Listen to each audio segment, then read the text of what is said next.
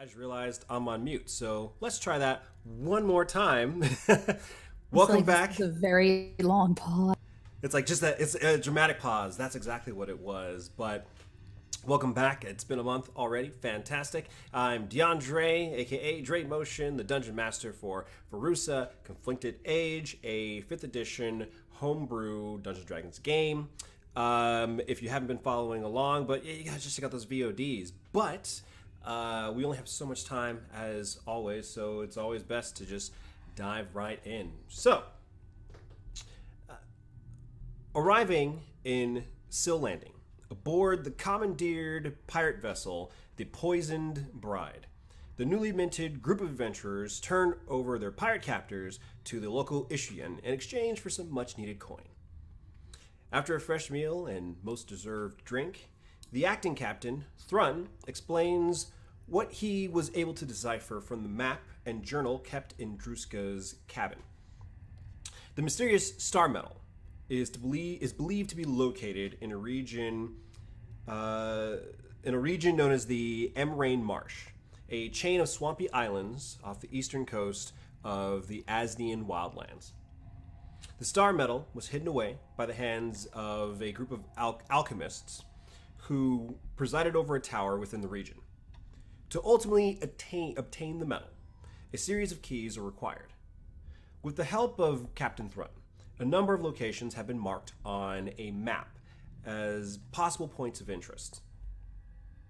With the sunrise of the now 16th day of Amberleaf, year 145, the newly christened, and this was voted, drunken mistress prepares to make way. How have each of you spent the day preparing? And I'll kind of go down the line. So, Ron Grimm, let's start with you. Have you spent your last 2 days preparing for this overall journey?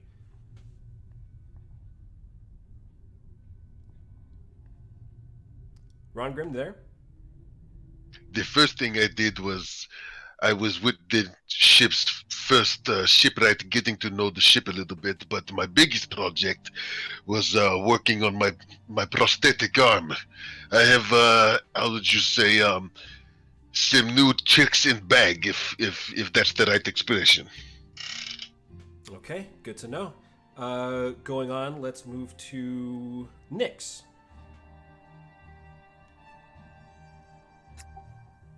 Yeah, so honestly, once I saw Ron Grimm start messing with his arm, I was real curious. So I've kind of been leaning over his shoulder, asking him a lot of questions the entire time. That I've probably been getting on his nerves a little. Probably, but with the two of you together and exploring some new things, yeah, you'd definitely be able to piece together some new gadgets. Nonsense. I'm always happy to share my knowledge with a fellow inventor and engineer. Let's see. Next, Iddy. What have you been doing in your 2 days of downtime? So I was looking around the local junk shops just to see, anything useful, and maybe I've found a few things that might be nice to use in battle. Okay, and you did find a few useful items for some unique tricks to play with your, of course, martial prowess. So we're of course are curious to see how that all plays out. And next, Ash, how did you spend your 2 days of downtime preparing?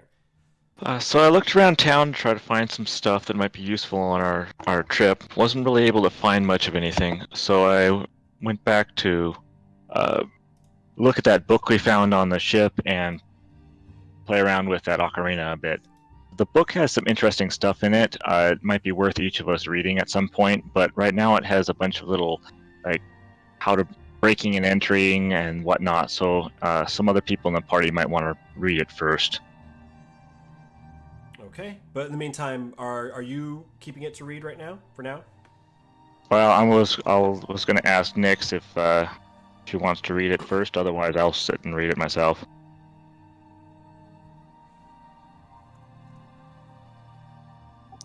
I mean, if you had it first, you can read it first. But I definitely would like to take a look. Sure, I'll read it then, and if nobody has any objections. Okay. So, when the actual day comes, each of you board up onto the drunken mistress. It's gonna take some time to get used to that. The drunken mistress, and while there, you do see there's some new individuals aboard the ship.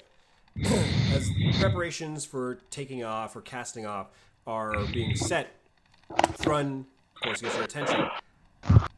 Ah, yes. So, as you know, maintaining a ship... Oh, I got a little feedback on one of the mics. You're cutting in and out a little bit. Oh, am I? Oh, let's fix that just a bit. Let's see if we can fix that.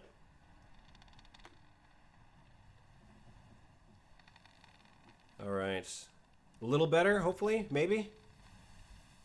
Yeah, that's good. Okay. Let me know if it's acting up, and hopefully I can try to take care of that. But as each of you are boarding onto the Drunken Mistress, you see there are some new members aboard the ship, and as preparations are being made for casting off, Thrunn flags you down. Ah, yes, as you can imagine, maintaining a ship of this size requires a bit of finesse. So I took the liberty of hiring a few additional hands. Of course, you already know Mr. Fenn, Oilik, and Varga. But of course, the others who weren't quite sailors, we let them, of course, go about their way at Chil Landing.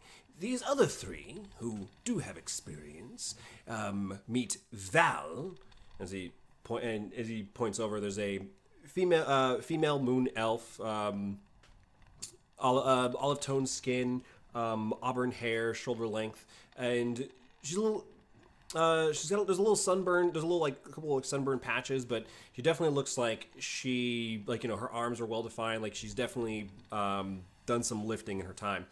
Of course, we have Pog, and you see there's a gnome, pretty scraggly looking individual, and he has like a knife he's playing with in his hand. And he kind of picks his teeth out. And he goes, "Oi!" And Ida. Another well-built individual, but this one, she's probably close to about 5'11", half elf. Obviously looks human, but there's some elven features, so you can definitely pick up that there's half elf. Very wide shoulders, and she has a great sword across her back. She kind of gives like a gentle nod, like, So, well met. Now, I've taken the liberty of making sure we have plenty of supplies for the overall journey. I hoped you gathered some supplies yourself, food and the such. And of course, I've also taken the liberty of getting a additional canoe, something you'll be able to take with you on your journey. I can't imagine that there'll be too much dry land in the general area, so it might be better safe than sorry, as you can imagine. Any questions before we take off? Ooh, I like it when they're quiet. I don't think so. I'm good. All right. I just kind of shrug like, eh. I believe the vessel is in top shape condition. As do I. Should make for a very interesting journey, at least. Of course, with that, let me go ahead and switch pages there. And with that, you guys will be essentially taking off. Now, with the crew here, you guys now actually have individuals who have like their own tasks and everything to help get things running efficiently, effectively. Of course, if there's anything you feel like you'd like to do to essentially help, definitely let me know, chime in. May speed things up, may slow things down. You never know. But with everything going, let's see. Oops. Let's try that again. So I believe the ship moves at 12 hexes a day.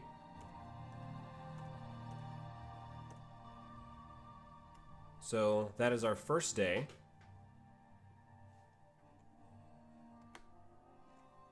So, and of course I'll subtract, and you'll also be seeing subtractions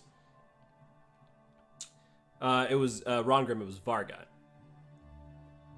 Well, Cool. yeah, Thank you. Yeah, engineer. Yeah, engineer. Boatswain, technically speaking.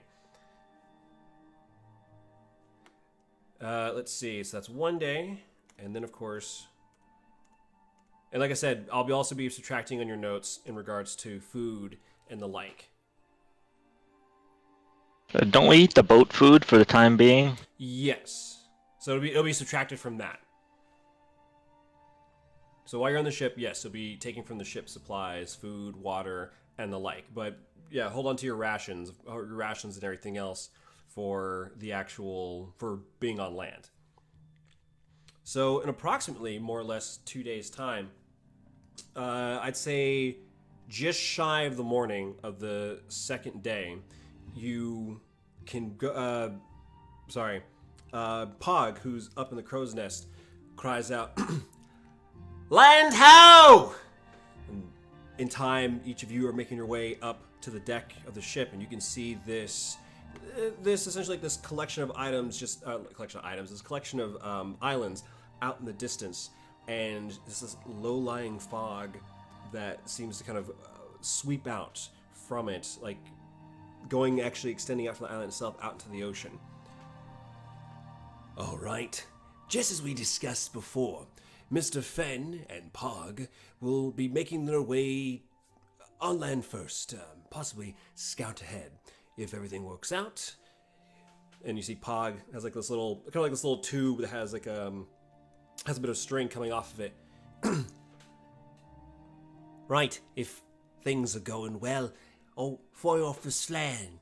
You'll come find me. Yes, absolutely. That's what was it? White, good. Red, get out of there. Right. And Mr. Fenn and Pog, they get onto the first boat and they lower themselves down and begin casting off. And in the hours, of course, coming in, that's where you guys, the landing party, begin gathering up your supplies, gathering up everything you feel is necessary. Is there anything else additional you want to grab? There is still, of course, water if you haven't filled up your flasks as of yet, your flask or water skin as of yet. Oh yeah, I think we'd want to do that. Also, since we all have night vision, do we want to leave the torches behind? Well, keep in mind, now, one thing in regards to dark vision, a very important thing, and people from my other games make that mistake. Dark vision, yes, it does allow you to see in darkness as dim light. So essentially everything goes up one step. There's darkness, there's dim light, and there's bright light or standard light. And darkness moves up to dim light for those with dark vision.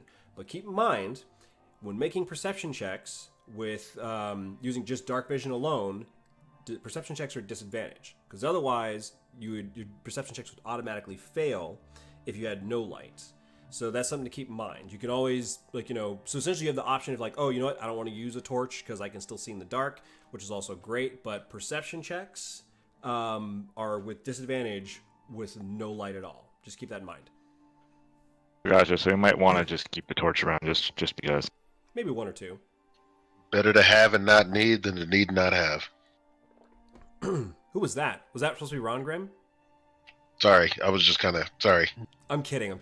So Problem with that approach is that you end up carrying like 15 swords and 50 pitchforks and everything else you find, just in case.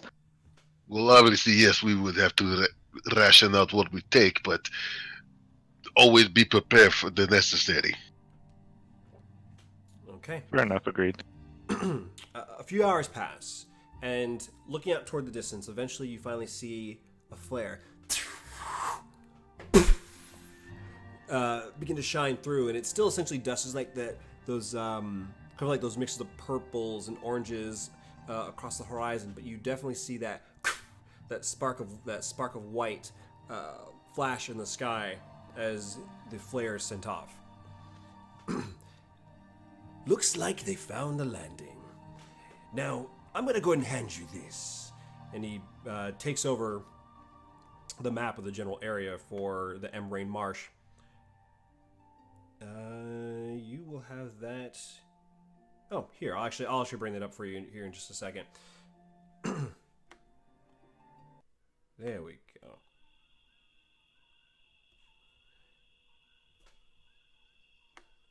Well, the drunken mistress will essentially stay offshore for the time being.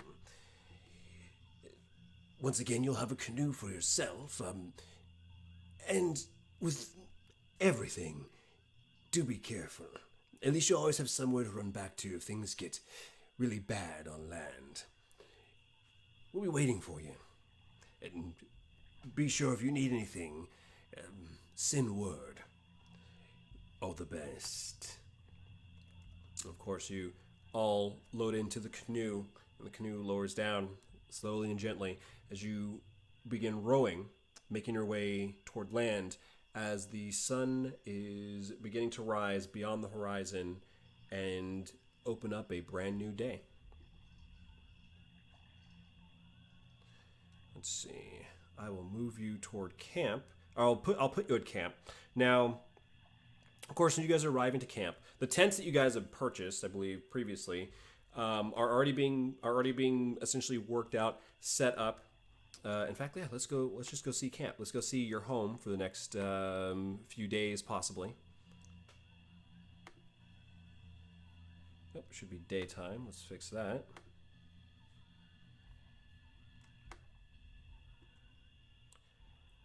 So, as you can see, this will, like I said, be your home for the next few days, maybe even more.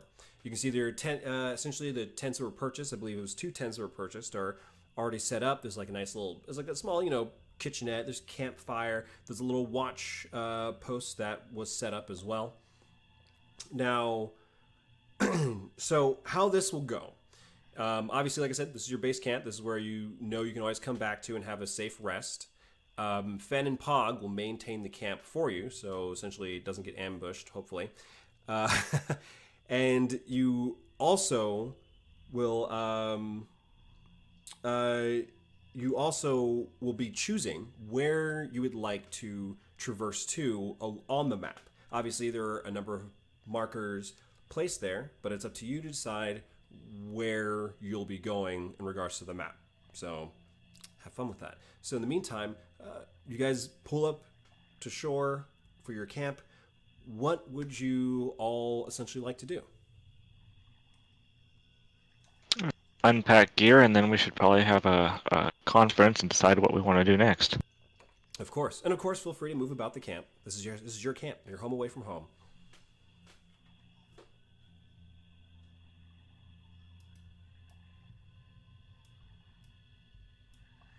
And of course, like I said, so I already moved. If I haven't already removed the tent from you, you guys can already do that, or just set it to 0 as the tents are already essentially set up. In fact, who did have the tents? I know Ashleen had one for sure. I think Nick I had have the other one. Yeah. Oh, did you? Okay, then I think I may have removed it. Let's see. To have it set up. I still got. It should be set as a 0 instead of a 1. Oh, yeah. So it says you have one, but it's not currently being utilized in your inventory. And yep, I gotcha. So the 2 tents have been removed and are essentially set up here at camp. And of course, they're there's essentially like a stew going. You can see Mr. Fen is kind of tending to it, but when you kind of get close and you kind of begin to smell it, it does have a very mange smell to it. He kind of goes, "Sorry, I can only, cook with what I've got to work with, and as you can imagine," kind of gestures to the surroundings. Not a lot. It's no problem. I'll cast prestidigitation and make it taste good. Oh yeah, that mange order is immediately gone, and there's only a saffron, there's a sage in there, some rosemary, and it's like, oh, that's a rather good trick. Oh, good to have around. It's the only trick I know. Pog kind of comes up and well, I would have eaten it either way. You can see him play with the knife. I'll go ahead and get up, take watch if you need me. But I'd say probably take the better part of an hour, or not even that, not too much time. Get all your gear settled and situated, unpack things you feel like you don't need immediately. Now, it's time to figure out where will you guys be going. I'll go ahead or what would you like to go first? I'll go ahead and direct you back to the map. Now, obviously, these are only the locations haven't been visited per se. They are essentially kind of based on what Thrunn was able to decipher and a mixture of just putting together, like, things from Druska's notes, as well as like things from rumors and the like. So this is what you know of. This is what you know of as for now. I would say head to the village first. Make sure we don't want any more supplies. See if anybody's got some leads. Seems like a good place to start. Do we know anything about bullywogs? Are they friendly? Ashleen, why don't you go I ahead thought and that give me a was history just the check? name of the. Give you a what? I'm sorry. Oh, sorry. Give me a history check, Ashleen.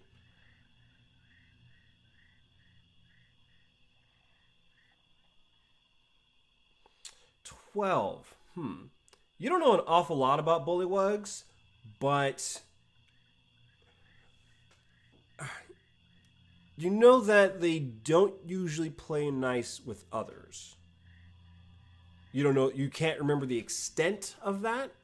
Not exactly your specialty, but you just have that. It's like you're probably a little hesitant about going up there. It doesn't mean you can't go up there. You're personally just a little hesitant about it. Gotcha. Do I know of the individuals mentioned before when we left, the ones that are on the run? Do any of these places match up with what they told us about the wanted people? They had mentioned that they disappeared into Asnea, and Asnea is a pretty big country. So they could be. It could be anywhere.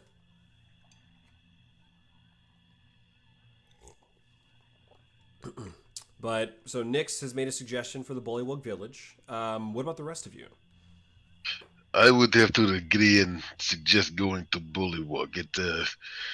See if we can, as non-threatening as possible, but to see if we can gain some type of information. So maybe we put you in the back just in case. Just because you. What is that supposed to mean? I mean, you got a lot of stuff. You're carrying a lot of stuff. It looks a little threatening, I mean, like, it looks like you can take someone out with your arm. I'm just saying, Maybe Ashleen, you have a good-looking face. Why don't you get in front there? Me?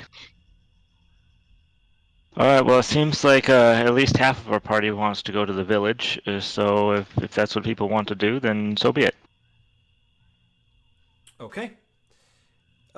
So for travel, this is how travel will go throughout the map. Now, you have to decide on what speed you want to go.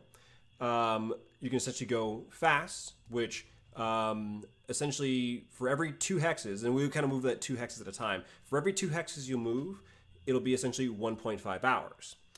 At a standard space or steady pace, it will be 2 hexes at 2 hours. At a slow pace, 2 hexes would be 3 hours. Now, you may not be in a rush. Maybe you feel like Zoe, you may not need to, go all out and everything. You can always keep with a steady pace. Additionally, if you feel like time's not an issue, you can pick whatever. But whenever you're traversing these hexes, you will have to make skill checks to determine essentially what your character is doing to aid in the overall travel. I mean, there's some that are obvious, perception, survival. But if you continue to repeat certain saving throws, it will raise the DC. So essentially you can't go perception. It'll be a higher DC every single time the more you decide to stack it. If you fail said check after you complete those 2 hexes, something may happen. We'll roll from my generator and we'll see how that goes. If everything's fine, then you maintain a steady pace, you don't get lost, anything of that nature. So the question is, who would be making my first check? Oh, I'm sorry, I didn't quite follow all of that. So we roll checks as we move along, and we can't repeat the check, or it gets a harder check? Do we have to do any particular check, or just have to do a check? You have to do a check, but you have to make it so that you have to kind of make that point. It's like, I'm doing this check because I feel like it'll help me. Because the idea is like, it's like, hey, you know what? I'm going to make an athletics check because, to try to help do a forced march through the swamp. Most of this terrain is all swamp. It's marsh, it's bog. So you might think of something that, what this ability might tie into to help you with kind of like maintaining this traveling pace. Okay, all right. Thanks. Sorry about that. No worries. Any volunteers on who would go first? Ooh, I like it when they're nervous.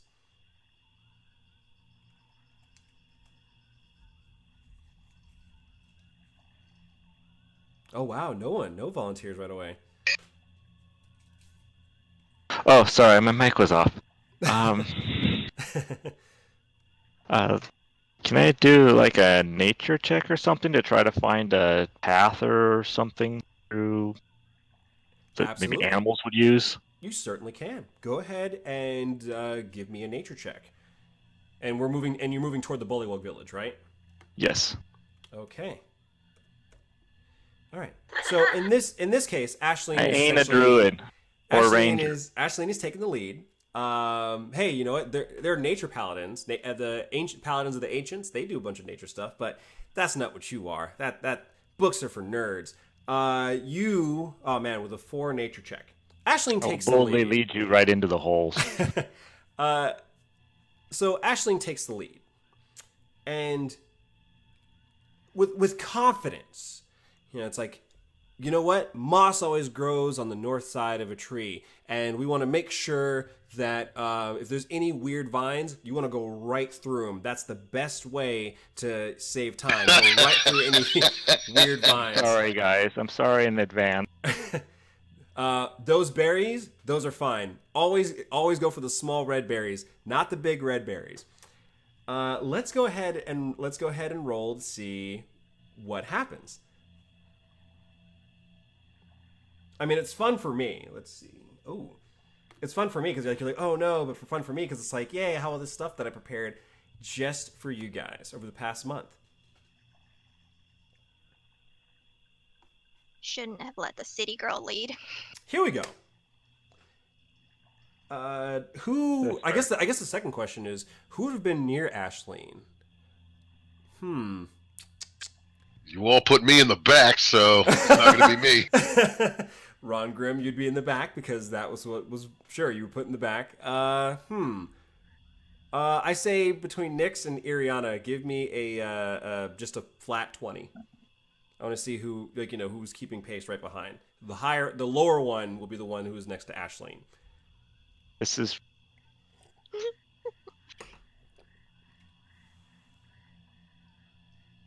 Okay, Nyx, if you get a chance, give me a D20, flat D20. Let's see. Did Nyx come back by chance?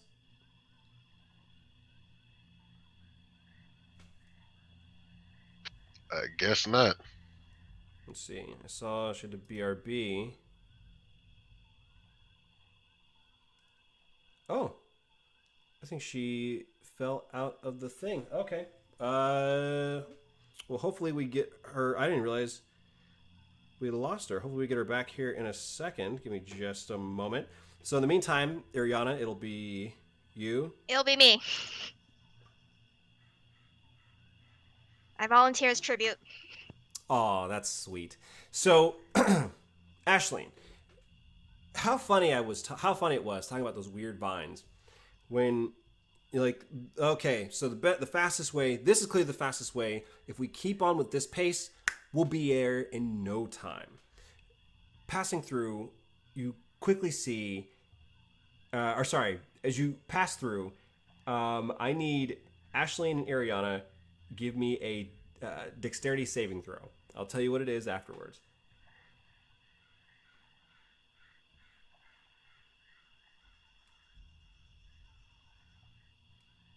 Oh, not bad. Iriana.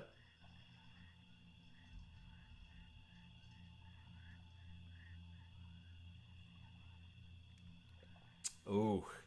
So, passing through, Ashleen goes right through these vines, and Ariana, you don't catch it right away, but like studying them, these long, stringy vines have like these blade-like thorns on them, and passing through them, Ashleen, like just with her armor, most likely just passes right through, doesn't take any effect. But as you pass through, it's a little too late.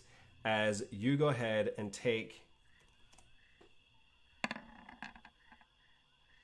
Oh, just one. How fortunate. You take 1 point of slashing damage. That was too lucky. 1 point of slashing damage as essentially you're passing through what you quickly remember is Razorvine. Oh man, that's not fair. Not fair to me, that is. Not fair to me, the DM. Apparently I invested in gloves or something? Possibly. You're able to, you kind of like, you just realize and you kind of tuck and you tumble through there, but it's perfectly fine. Ron so you can definitely see there's Razorvine. It's up to you. You still, technically the two of you still have to pass through. How would you like to go about it? Do you want to take your chances and try just evading through it? Or do you want to take time to go around? Do you want to try to cut it down? What would you like to do?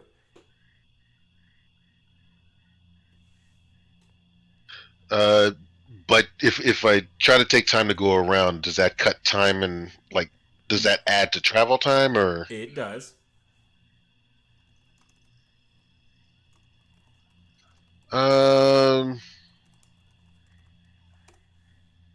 What the hell? I'll see if I can like cut it down. Okay, give me an attack roll. You'll most likely have to roll it from your character sheet.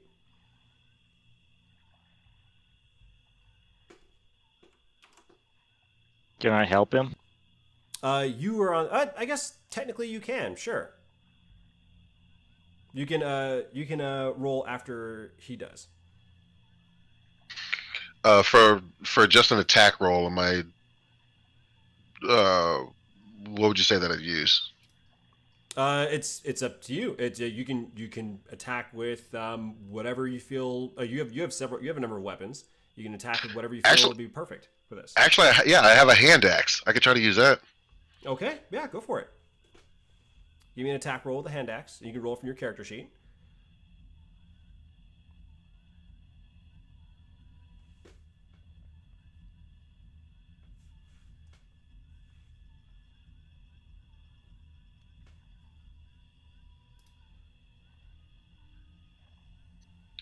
Sorry, give me 1 second. It's not popping up here. Let's see. And Ashleen, when you're ready. Oops, sorry, wrong button. Wrong button.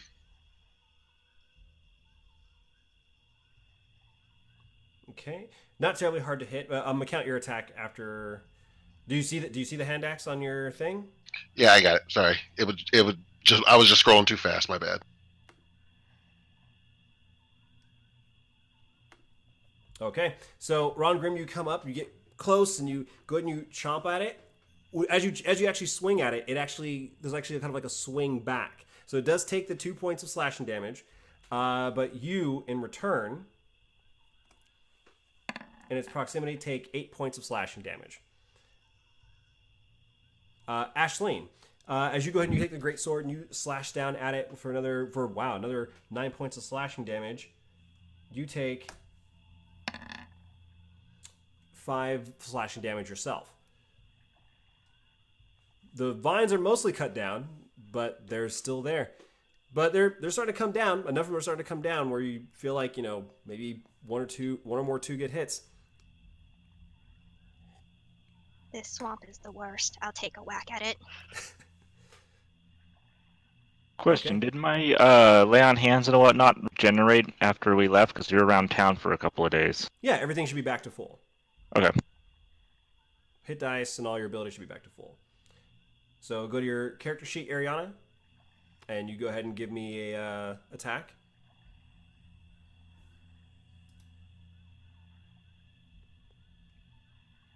Okay. Unfortunately, as you go ahead and you're struggling to get your short sword, your foot gets stuck in some of that kind of that sucking mud. As you go to swing at it, you do miss, unfortunately. and take another 5 slashing damage. Ron Grimm, you're still on the other side of this. What would you like to do? Oh, so I didn't just like try to cut it down and then just go through? Is that where you're trying to? If you wanted to just go through, you can just make a dexterity saving throw. Cutting it down is a whole different thing. Okay. I thought I was like cutting down as I was trying to go through. Okay. I live. Welcome back. Screw it. I'll bite the bullet and just try to. Okay. Give me From what I've cut down, let me just. All right. Go ahead and give me a dexterity saving throw. Okay. Motherfucker. Ron Grimm, you try just biting the bullet and jumping through, and you take another 4 points of slashing damage. But you're on the other side of it. Nyx, our allies here have run into some razor vine. You can try slashing it down. They've put some nice nicks into like the ensemble of vines, but they've also taken some nicks cutting nicks. They've also taken some like little nicks and cuts for themselves. You can either try to jump through, you can try to finish it off, cut it down.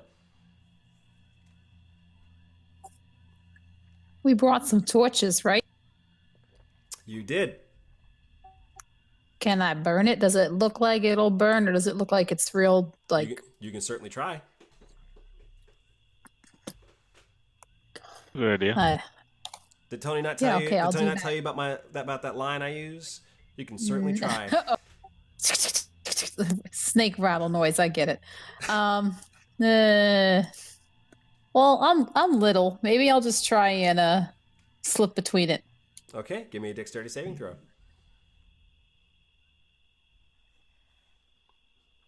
Oh, sorry. I don't know why that's on there like that. Okay.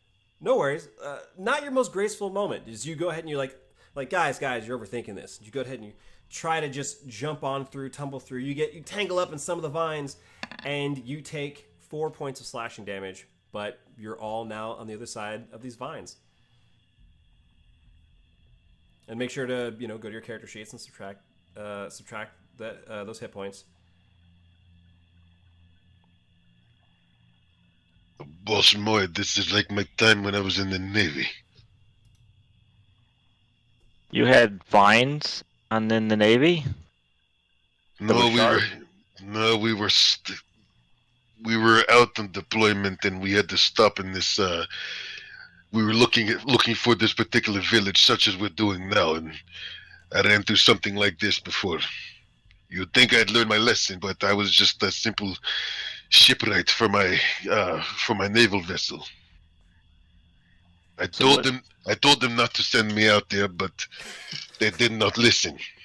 That's not my job. It's your job now. So is the moral of the story we turn around, go back to camp, get on the boat, sail up the coast, and get off closer to the village? You certainly can. In retrospect, that would be the best idea. But we're already pushing through now. We've gone probably 50 feet, right? 50 feet? No, you've gone, let's see. You've traveled probably about 6-ish miles. Oh, okay. Well, that's a little better. So about a third of the way. Yes. Yeah, you've traveled 6 miles so far. So, okay. So who wants to give me a skill check for the next leg of this journey? I'll I can do go it. again if you want. What are you doing? What skill check would you like to give me, Nyx? I would like to give you guys an acrobatics check to kind of like pathfind and make sure that, I figured acrobatics is kind of like a sure-footedness and just making sure that we're going on the safest next bit of the journey. Okay. Yes. Go ahead and give me an acrobatics check there, Nyx.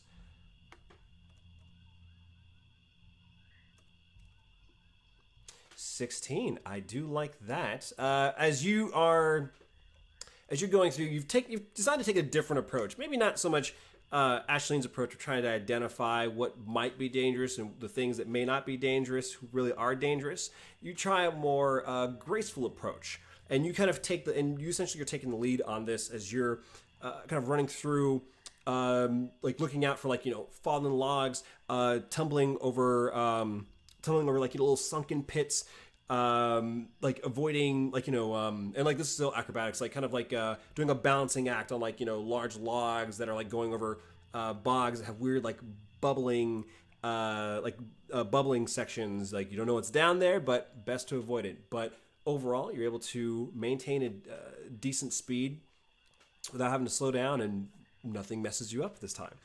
You have a little bit left to go. I need one more check for the rest of the way. Who would like to give me a check? I'll go ahead and give you a perception check, just to be able to identify anything that's Keeping it out for like threats out in the distance. Gotcha. Yeah. yeah, exactly. Okay. Go ahead and give me a perception check there, Ron Grimm.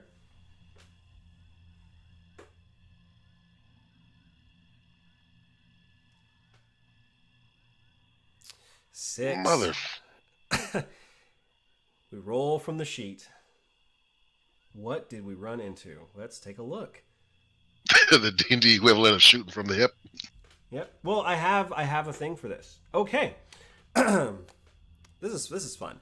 So Ron Grimm, passing through, you realize that the only way to kind of get across is this large body of water, and you can also kind of see it on the map as well.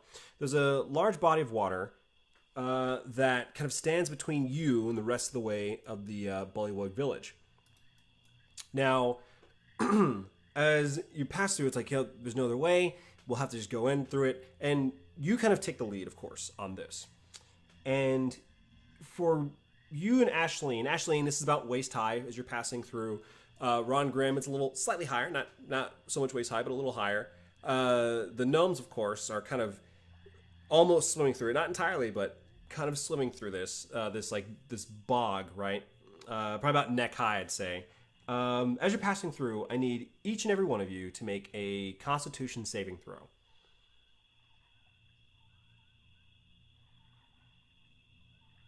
Ashleen with a 1, Ron Grimm with 11, Nyx with an 18, Iriana with a 6. Okay. As you're making your way out, Ron Grimm, you come out first, and you perfectly fine. Nyx coming out. Yeah, Iriana, you probably slipped down for just a second, like, it's just that moment, like, oh my god, it's in my mouth. Nyx, you come out of the water, perfectly fine.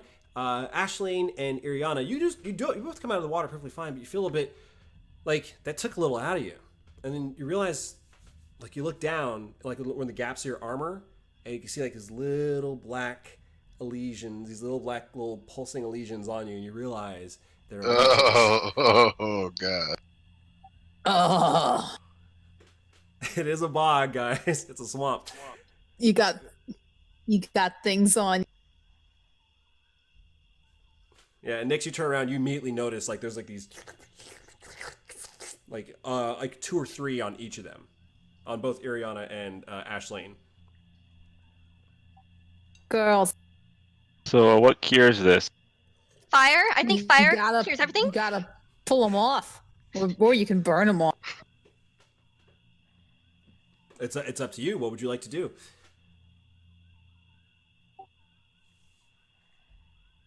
Can I sleight of hand try to pluck them off If you like, go for it. if they're cool with it? But regardless, taking him off or not, in the meantime, Iriana and Ashleen, you both take a point of exhaustion.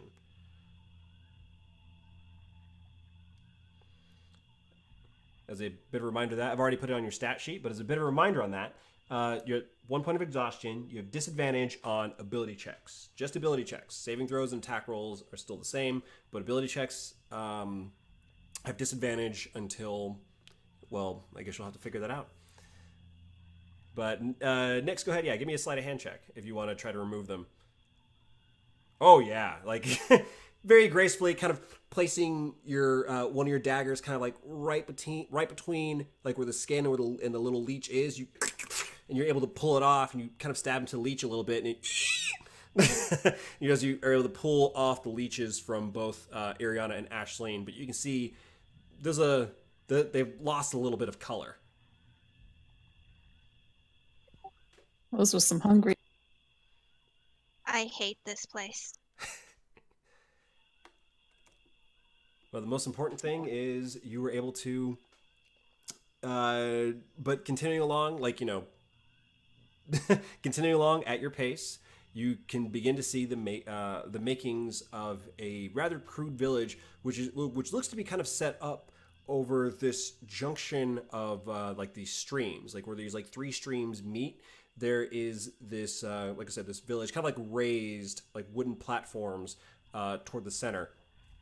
And at this point, because you guys have been traveling, let's see, I just want to keep track of all that travel. 2 hours.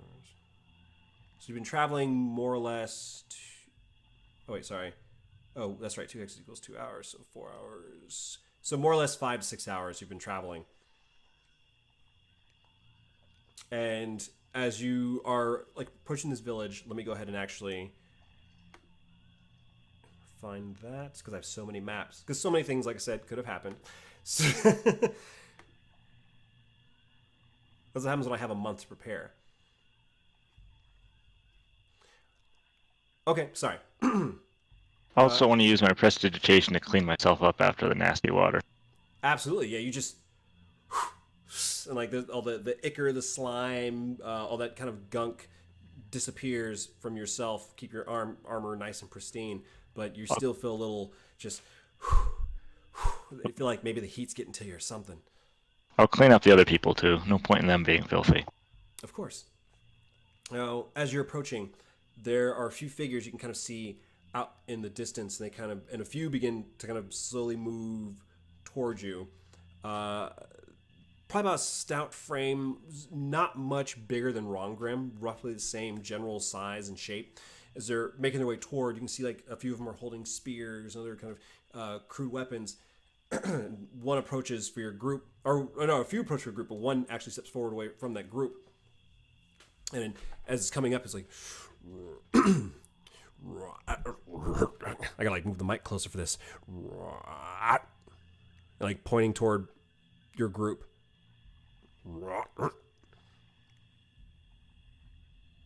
If everyone put up your hands to show we're not a threat.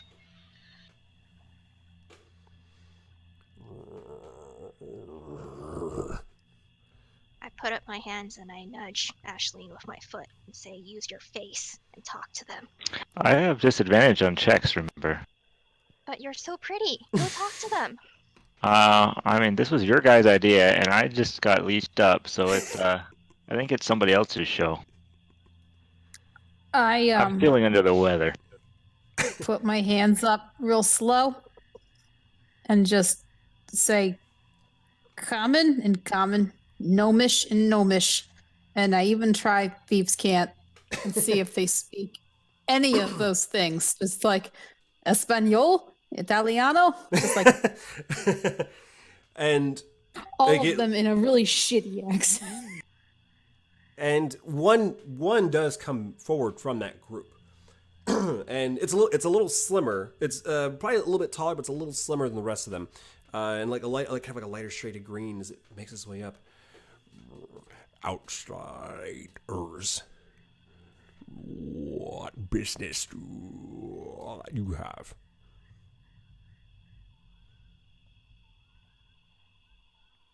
At this point, I'm going to look back and forth to my partners and see if anybody else would like to speak up or if they want me to keep talking.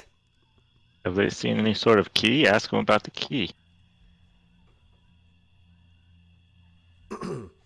Ashleen, do you say that, or do you say it out loud, or like just saying it? I'm going to try to like whisper to him. Ask him the key. All right, so just like Ashleen suggested, I'm going to ask them if they've seen the key and explain to them a little bit more what that means. Key. Key. What key?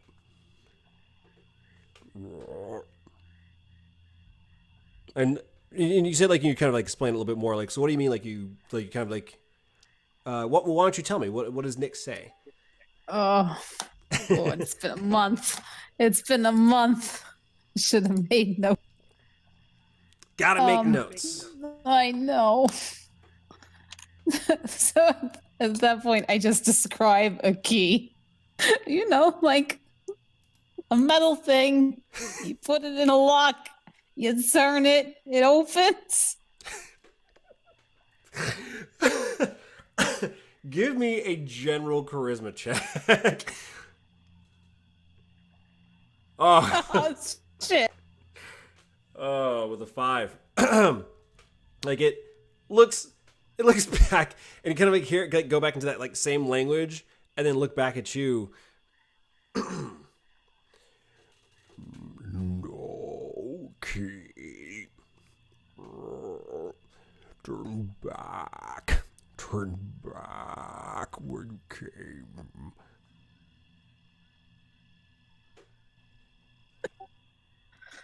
I'll look back and forth, be like, guys, suggestions.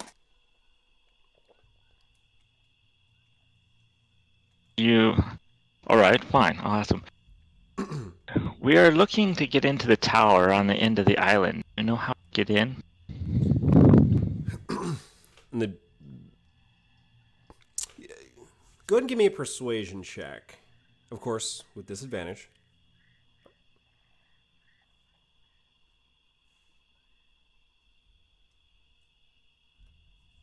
Ten. Oh. And they kind of like look between each other and they start discussing. I mean, because I'm not a DM where it's like there's only one way to get into something. I feel like there's levels of success. So, let's see. Oh, would that have been a natural 20 if that wasn't with disadvantage? Oh, it was a natural 17. Okay, just making sure. But they kind of glance back at each other and kind of discuss back in that language. Come with me. No weapons. Right, and he begins like kind of going back toward the village. Do you follow? Can we set one person to stay behind with the weapons? Do we want to do this? We want to send 2 people in? That's up to you. Well, I'm asking the other people. Yeah, maybe Ashleen and I go, and Erie and Rongrim stay. Is that cool with you guys? I don't know. We don't know these particular people. I don't. No offense to them, but I don't trust.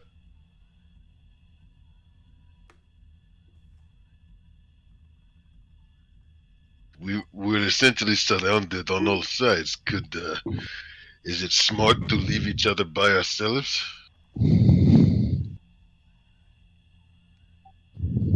I think if they were just gonna kill us, they would have already attacked. I don't know. They said I've never met these kind of things before. they said to go away.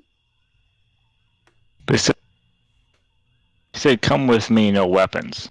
Oh, I meant like earlier. They said, you know, to turn back. So I mean, it could have killed us, maybe.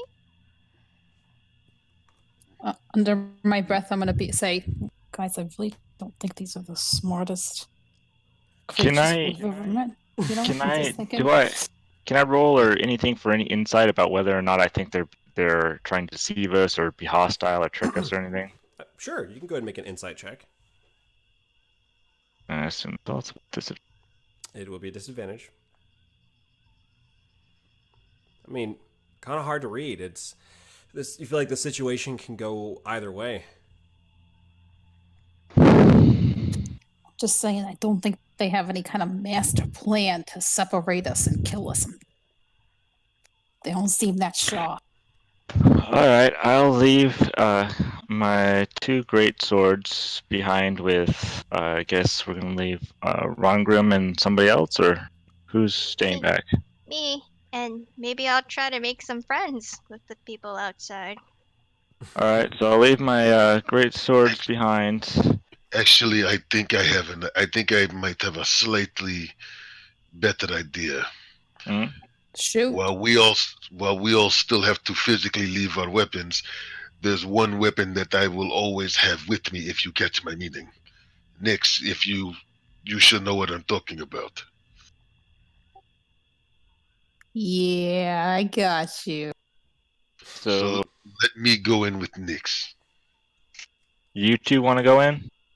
Leave my cross. And I will leave my crossbow. so you two are going to go in, and we two are going to stay. Iriana and I are going to stay outside. Yes. Yes.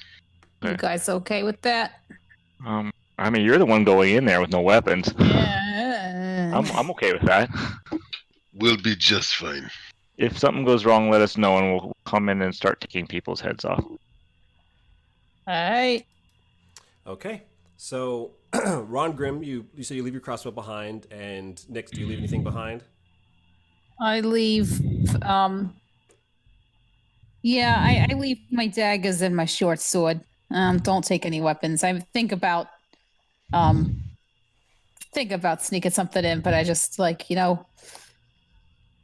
it gets discovered, it's not worth it.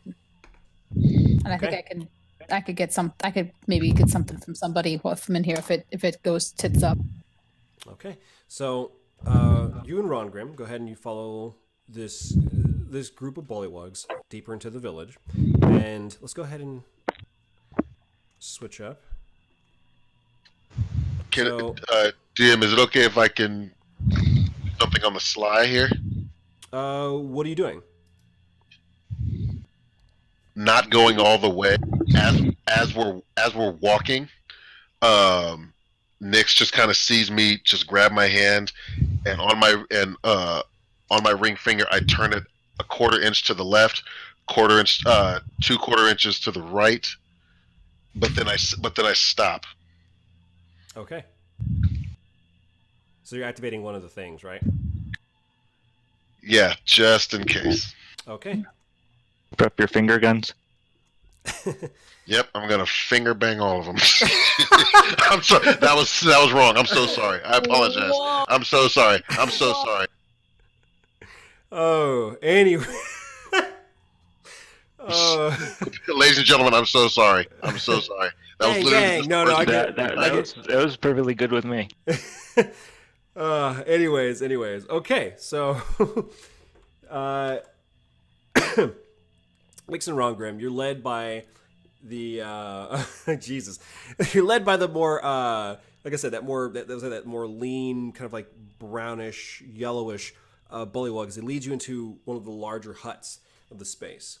And as you're stepping in, you can see there's like 2 bullywugs kind of like keeping guard outside of that particular hut. Stepping in, you see there's this rather rotund bullywug with kind of like this crown of like kind of like weeds and grass, and he's like as you're stepping in, he has like one hand like digging into this barrel of fish, and like just like opens his mouth and just kind of plops one down his gullet, just go, no chewing, it just hops in. And you kind of see his tongue like just engulf it and pull it all the way down before looking over at you. And the bullywug that was leading you, the one who was speaking common, goes up to him and begins whispering into his ear in that other language, and he scans between both of you. And something you do notice, there's like this unique kind of like geometric shape that's hung around his neck. And he kind of quickly scans between the two of you. Oh, wait, hold on. There we go. That's a nice little sound effect. But anyway, looks back. So, you are looking to get into the tower. Oh yeah, totally Job of the Hutt vibe, by the way, Nix.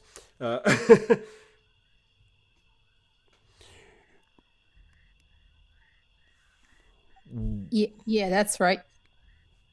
The question is, what are you willing to do to get into the tower?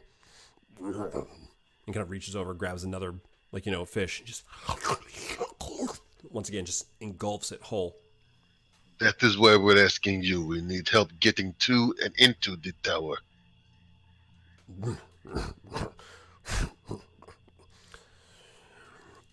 are you with the others? What others? We just left the others behind with our weapons. The others who kill bullywugs come to island just days ago. We have no idea what you are talking about. If not friends with them, then you want to be friends with Bullywug. Well, my best friend is back in... Yes, we would like to be friends with you. I smack him as he starts to say that. Well, my best friend is, I mean, yeah, we definitely want to be friends with you. Then start by introducing yourself.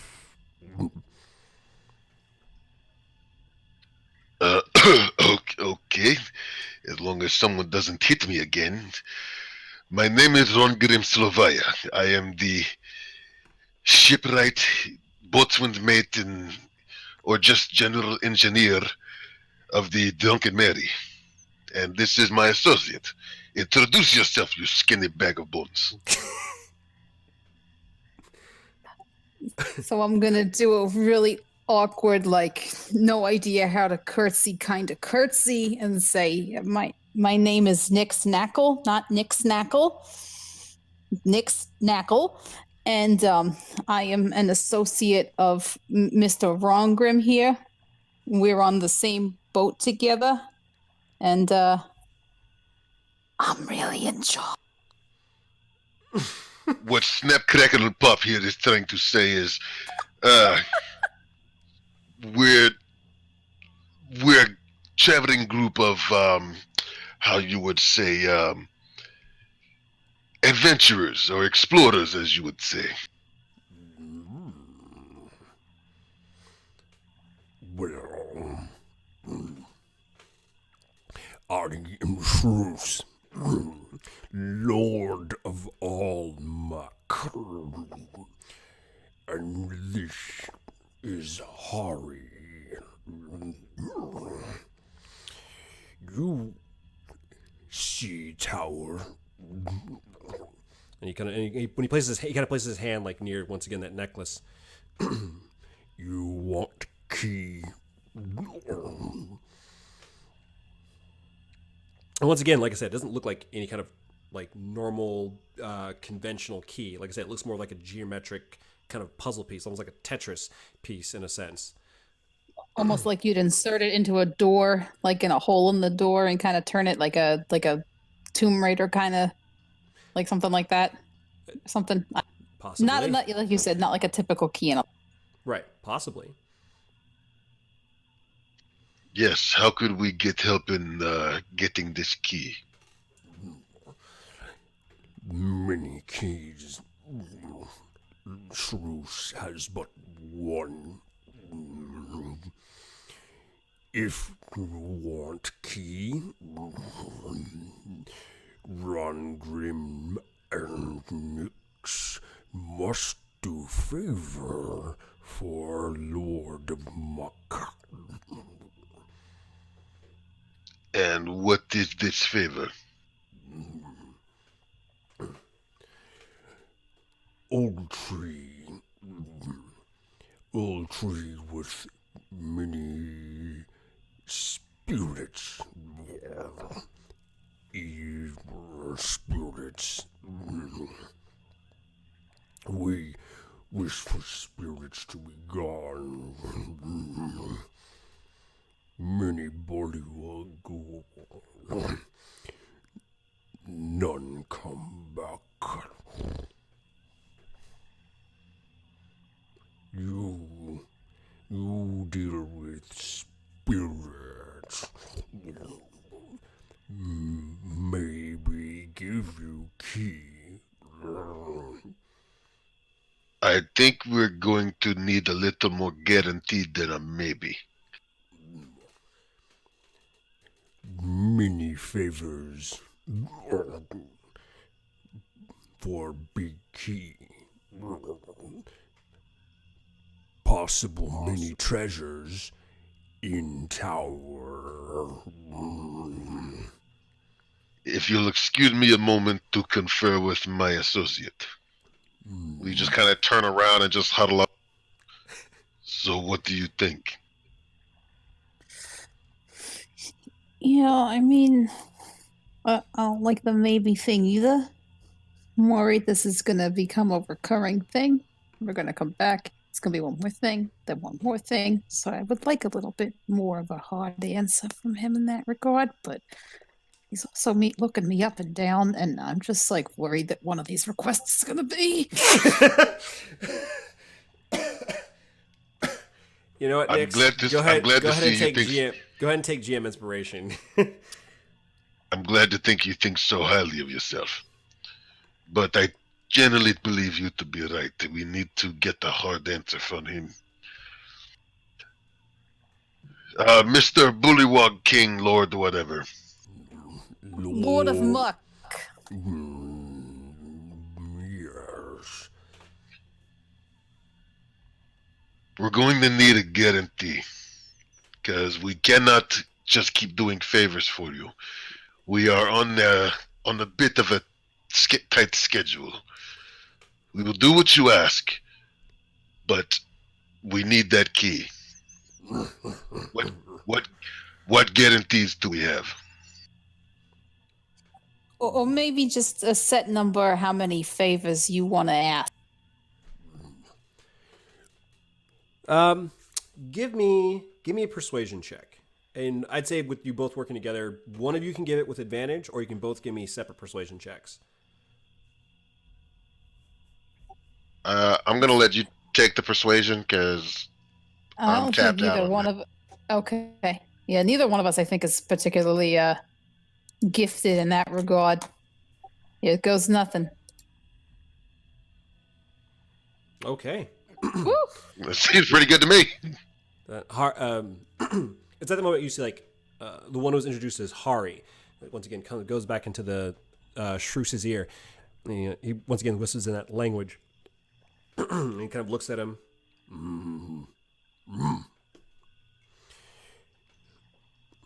Truth is open to a favor and two favors, or this one favor and a treasure of great value. And what is this treasure and where can we locate it? That is for you to offer.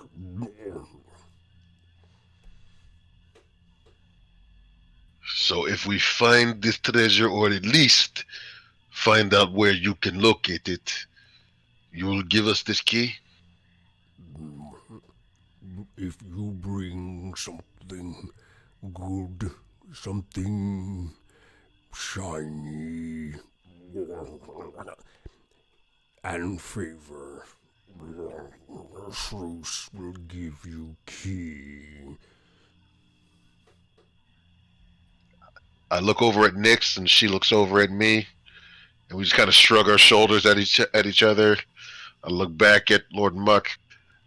I believe we reluctantly have a deal. He stands and he outstretches his palm toward you. And I outstretch mine towards him. Yeah. Same. And as you both take it, it is cold, it's clammy, it is slimy. As it's like, and as it pulls back, yeah, as you pull back, it's like there's definitely a residue like left behind on your hand, on both your hands. I lean over to Nyx and just whisper in her ear, "Did he wipe his nose and we didn't notice?" I shrug, and then I just kind of casually wipe it on Ron Grimm's shirt. Do not go to sleep tonight, Nix.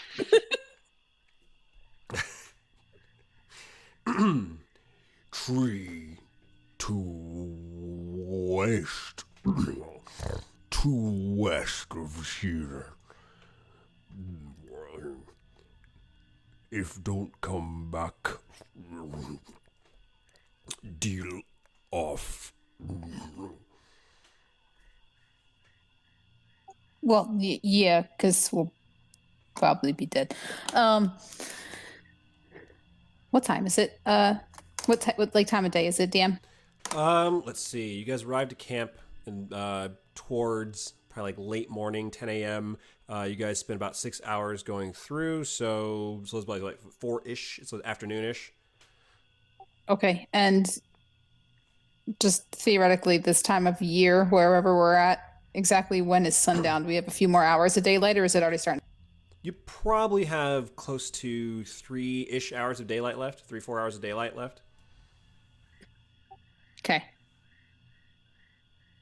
I'm just gonna lean over to Ron Grimm and say, what do you want to do? You want to head back to the camp? You want to head straight to the tower? You want to ask if we could crash here for the night? What you want to do?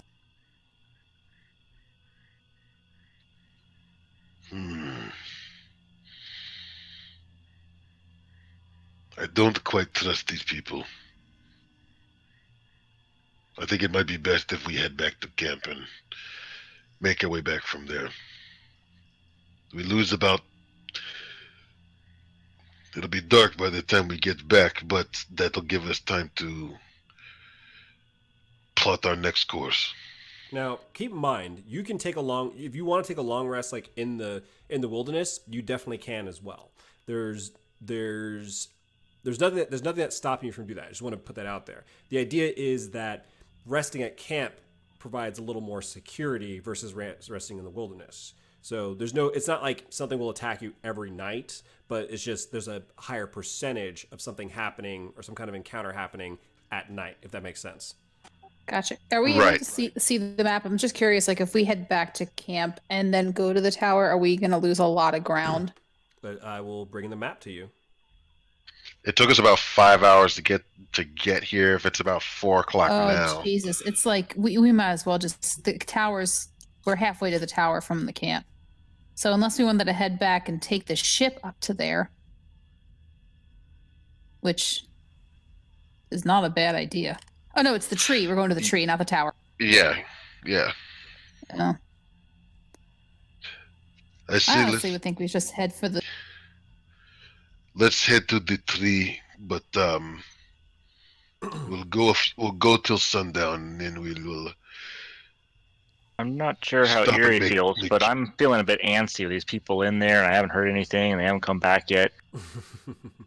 Yeah, it's probably been, for the two of you, it's probably been maybe 20-ish minutes, and you guys are just, I mean, they're definitely keeping their eyes on you. It doesn't feel like they're, from what you can tell, it doesn't seem like they're being aggressive towards you in any kind of way, but a number of them are like, watching you generally. They're keeping their distance from you, though.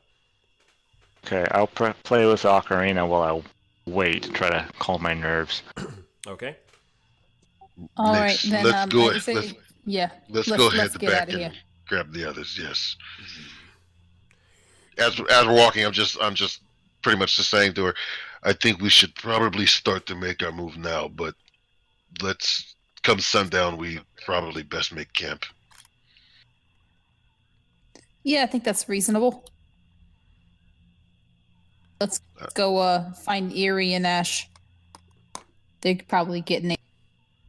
Yes, let's. Yeah, and easy enough. Like, you guys do step out, and as you're making your way toward the edge of the village, you can kind of see they're there, and Ashley is playing on her ocarina.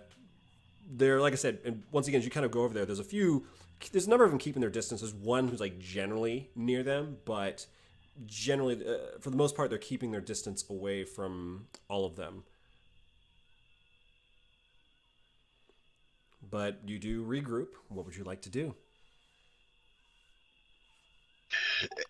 I would Ash, start Irina, Rangrim. Ash, Irina, I hope you guys didn't wait too long for us. I hope you didn't get too anxious. No, it's good. So, what's the news? First, I start like holding out my hand for my daggers and stuff back. I'll And then just- clean their hands up with prestidigitation because I think she wants me to clean the gunk off her hands. If you would help me with mine too. Yes, I'll do yours too. I might and need his a deep shirt, cleaning. And his shirt. Yeah, this shirt.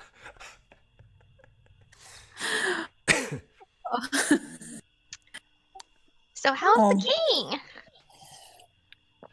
So basically, Slimy. yes, very slimy.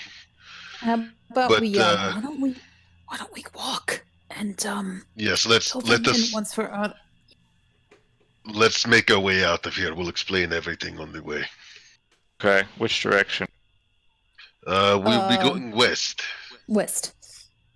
All right, lead on, unless you want me to take the lead. No, I just no, wanna that's say that okay. I just want to say I get my weapons back. That's all. To make sure that we're not caught without them at any point in this bit of. I Of got my course. weapons. Then I turn my ring on my finger a full 360. So that resets my. Okay. So you guys are essentially back on the map, but you guys are getting kind of, and not like a full travel, at least not yet, but you're getting a little distance away from the camp, and you kind of see like there are a few of them are keeping their eyes on you until you kind of get a nice little distance away. But you guys feel like you're generally far away enough to go ahead and you're out of earshot of them. Okay, so we are heading west because the king has the key, but A key. he has a key. Pardon me, but he needs us to do a favor for him.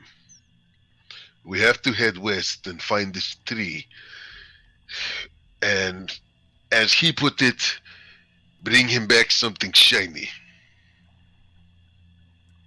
So I don't during- quite know what that means, but He also mentioned that there's spirits at this tree, and that the bullywugs that gone there before have never come back. So, sounds like it's haunted or something. But I think that's what we're likely going to be dealing with over here. Also, I think the king has a thing for gnomes area. I just want to let you know. Oh, okay. We'll send the tall people in next time. I'm liking that This- idea. he did say that there was many keys. So during the 20 minutes they were out, and I was staring at those bullywugs, did I notice anything, or were they just like standing around guarding us? There are a few. I mean, it's a fairly active village. There are some that are, if you were doing enough to kind of like pay attention and observe them, there were some that were kind of out like in these crude kind of boats, rafts, I should say, in the nearby waters. Because like I said, it's a kind of a junction where three streams meet. There were a number of them that were like casting nets and they were fishing. There were some that were doing like kind of like general work. There were some that were tending to these like large lizard, kind of like these low lizard like creatures. Like, feeding them, tending to them, like, adding mud to some of the huts to kind of like, you're not sure of the purpose, but they're like doing general work. But then there were a few, there was one that was immediately nearby you that definitely was keeping guard. And there were a few others kind of dotted within the general settlement itself that definitely had eyes on you and Ashlane. Do they have shiny things in general, or do they just like... In general, no. In fact, like Nyx is like when you're coming back as well, you can kind of see like the general amount of them. I mean, hell, even the steel on their weapons is very, very porous. It's very coarse. There's no shine to it. But the Shrews, Lord of the Muck, had a number of like little bits of shiny bits on him. He had like these Baubles. like little bits and baubles, like a few shiny rings, like objects that would probably be like little whatever trinkets. And then of course he had like some other things that definitely looked like they were expensive, like a little like a jade ring. On the necklace he had, it wasn't just the key itself. It was a number of like little, once again, those baubles that were kind of lighting up the necklace itself. So it Noted. sounds okay. So it sounds like we can just get something polished up and shiny, and that could count as a treasure. I mean, he's just said a treasure. He wasn't very particular. He says something shiny and a treasure. So, I mean, I get the impression these guys don't get out much. So, I would say we'll figure it out once we get there. We'll decide what to get them, but I don't think we have to hand them over the most prized piece of whatever we find over here. All right. So we're just walking west until sundown.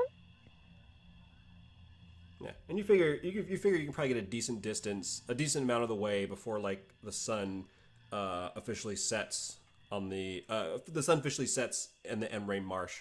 But for this leg of travel, who would like to give me a skill check?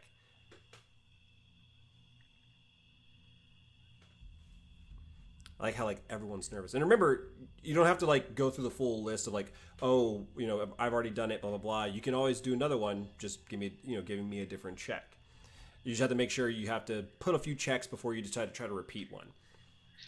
I'll go ahead and try to do a nature check and to kind of see if there's anything I recognize nature-wise that can avoid any danger, any kind of razor, whatever. And okay, go ahead and give me a nature check, as Ron Grimm is taking the lead. Oh, thank you, God. You were very nervous. I can tell. It's in your voice, like, huh. Like I'm the reason all the bad stuff happened. Yeah. So this time, making your way through. In my life, yes. And this time, you're making your way through, and you feel like you're rather intelligent. I mean, it's not your specialty. Machines, gadgets, engineering, that's your specialty. But you feel as though it's more of an experience thing. It's like, I ran into this, so I know this is bad. Oh, those vines, those are razor vines. Don't get caught in those. You know how I know? I went through them. And being sure it's like, definitely don't eat that. Stay away from that. And you kind of, using that essential knowledge, kind of guiding out this path to kind of avoid things, flora and fauna that you can immediately see that definitely look immediately dangerous. So another 2 hours in that case pass. I assume you guys are keeping at a steady pace, correct? Correct. Okay. Correct. So there are 2 hours pass. So now you're pushing at about 6, a little after 6-ish, so probably closer to 6:30. So you can kind of see like, the sun isn't set, but it will definitely will be set in the next hour or so. Do you want to take a short rest, make camp now, or do you want to push on a little bit further?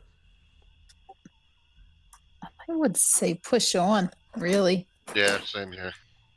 Okay. I just want, of course, I just want to make sure before, we do anything else. In that case, who will be giving me another check for the next leg of this journey? I don't think Ashleen and I are in the best shape for that. I will give a investigation check just to oh wait, hold on. Would be the better choice. Investigation or perception. I can never remember the real difference between these two. And I have proficiency in both. Perception would be more so the ability to notice things using your general senses, sight, hearing, smell. Investigation is taking a closer look at it. It's like, there's a rock over there. Investigation is, this isn't a rock. This is, it's the key to blah, blah, blah. That's essentially the difference between the two. Hopefully that makes sense. Okay. And I guess perception probably makes a little bit better sense. Okay. Just to kind of make sure that we're still on the right path, and that we're not walking into anything dangerous, like, stepped in wolf crap or something like that. So, okay. I don't Give know. me a Just perception think check. something like that.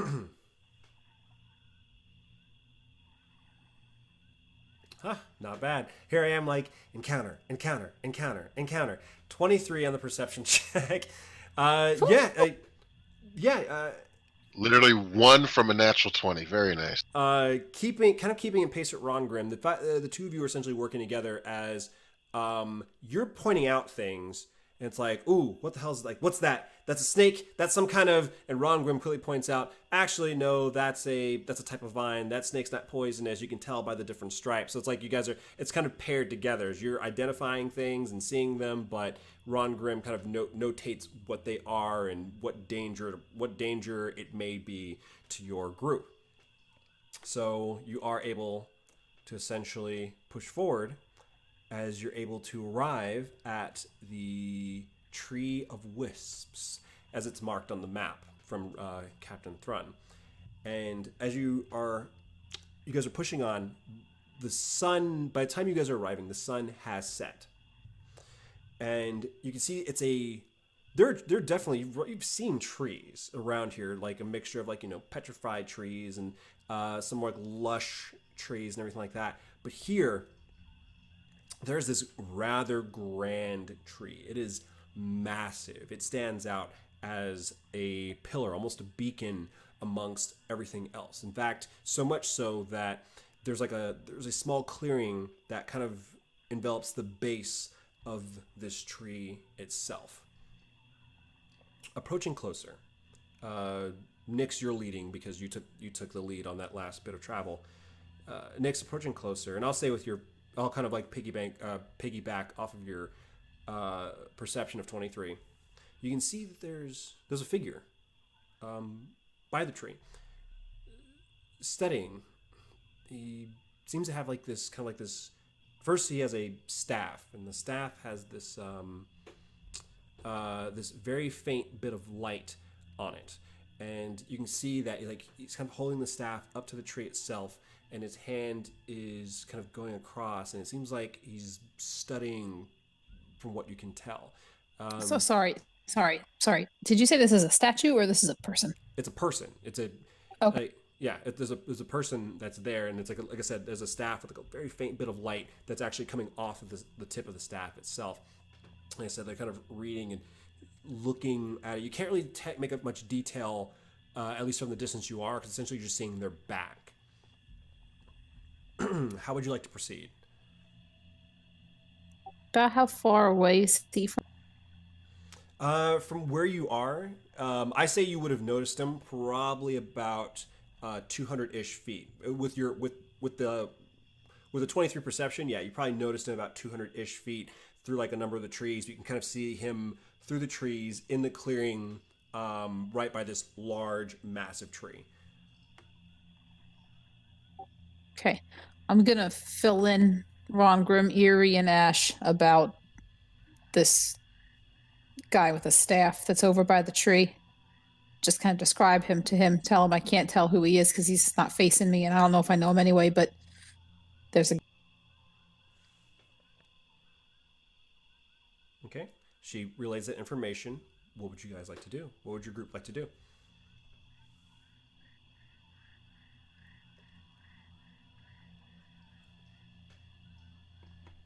Do we want to go try to talk to this person? And do we see any other people around? Give me a perception check, Ashleen. I mean, Nyx doesn't notice anybody, but if you want, you can give me a perception check as well. And that's with disadvantage, right? That's with disadvantage.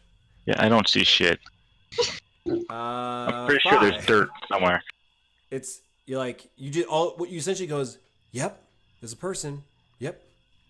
Yeah, I concur. Definitely a person over there.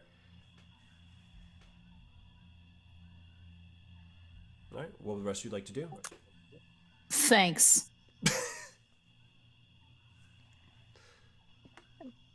Should we just go talk to them? Anyone have any ideas? Is it brute? Is he really is he paying attention to anything?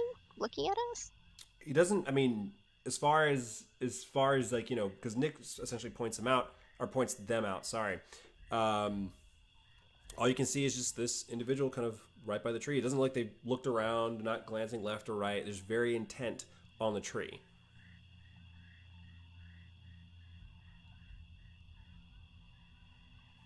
Let's just approach, because I feel like if we did something to the tree, this person might be upset. Okay. So as you're approaching, are you doing so stealthily or just approaching casually? I don't do stealth. I can sneak up on him if you. What are you gonna do when you get there, though? I mean, Yeah, I mean that's the thing. Do we want to approach him and like be open, or you want me to sneak? I was just gonna wave and say hi. Okay. Yeah. I mean, it's up to you, but don't think I'm setting you up. It's nothing like that. It's just me asking, like, just kind of get a general idea of how you're approaching the tree or this individual. I think we should approach the individual, but I'm not really competent to make decisions right now, apparently. Also, is there any way I can cure my exhaustion with any of the stuff I have, like my lay on hand or anything like that, or is it something I got really? Give me a medicine check, Ashling. With disadvantage? Disadvantage. Sorry. Maybe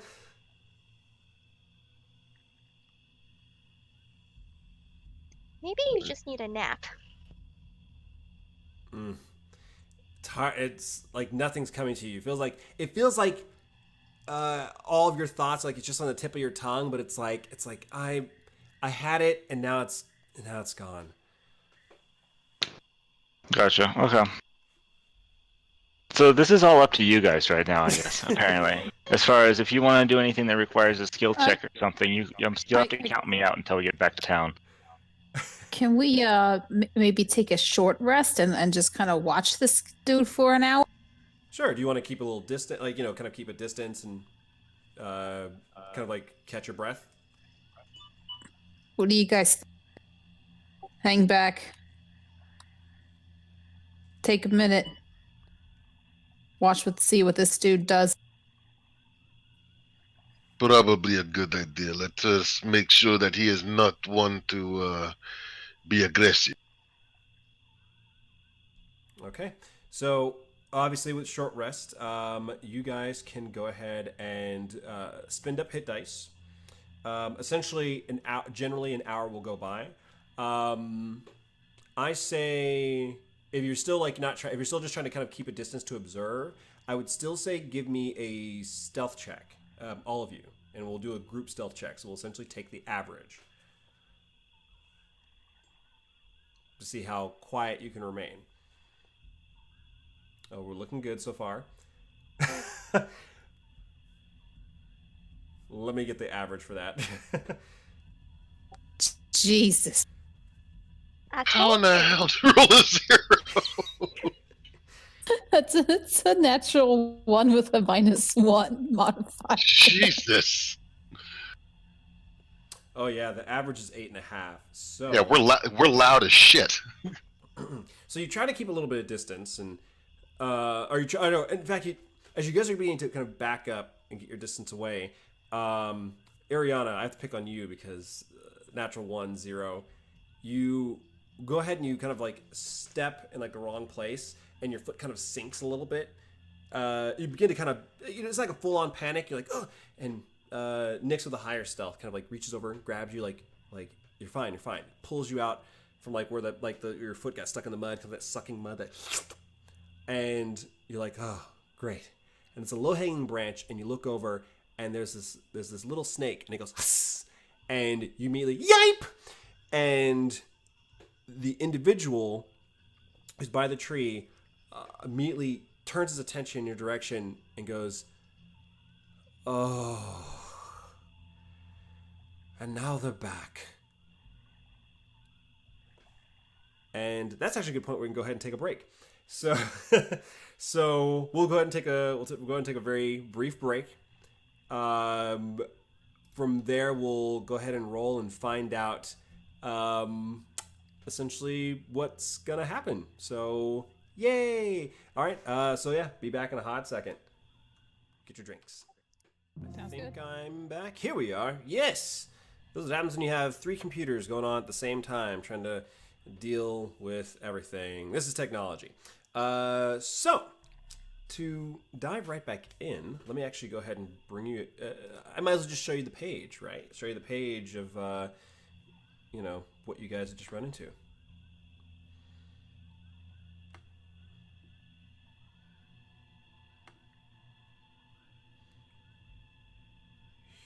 are. So, actually, let's too zoomed in. Let me zoom out a little bit on that map. Can you guys see the map? Yeah. Awesome. So, as I was saying, you try to back up a little bit, and then that figure sees you. He turns around, and like I said, he goes like, and now they're back again. As you hear him briefly say that, and that's when you notice there are these kind of like these little motes of light begin forming up around you, kind of sparking to life around you. And they begin drifting, and you kind of see they begin drifting in your general direction as well. And you hear him call out, "Don't touch them. They are very dangerous. They can kill you. So do your best not to die or run away. It's completely your choice." So why don't we go ahead and roll initiative, guys?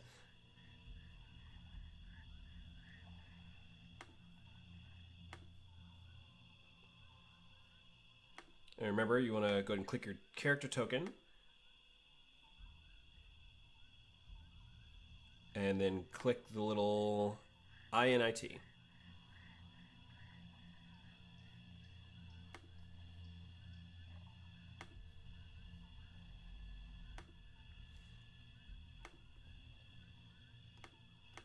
Ooh, can a guy get a little combat music?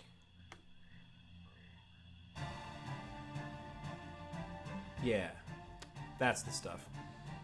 All right, everybody roll initiative.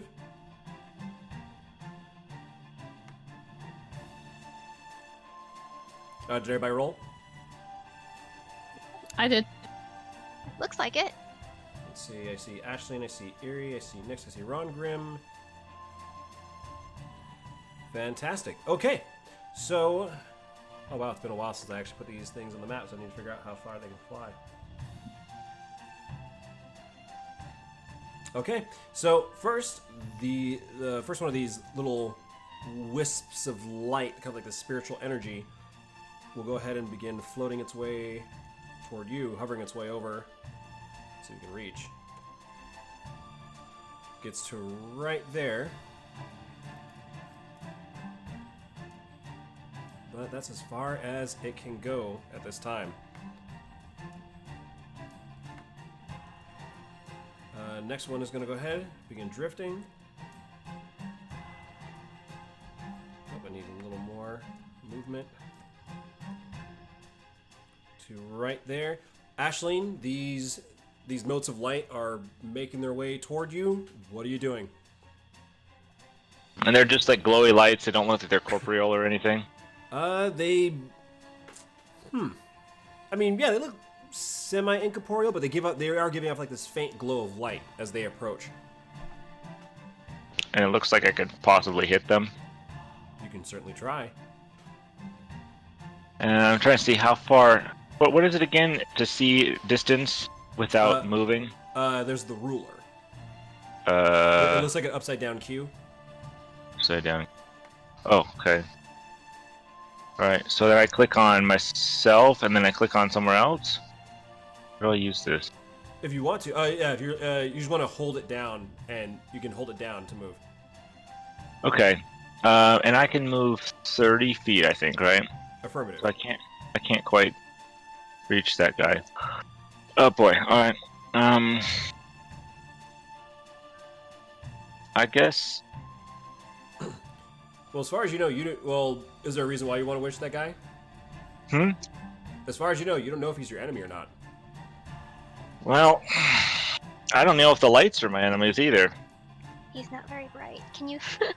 Yeah, if I roll for anything, I'm gonna roll for... Yeah, it's shiny. Maybe we should take it back to the Furbolgs. I'll go run over by him, because it's probably safer over by him, right? You don't know. Does that sound reasonable? You're up to you. Well, what does the other people think? Or is this something I have to make on my own? Well, Mary, you can ask the question, but you only essentially have 6 seconds to essentially ask the question, and you have to wait for their turn to do it.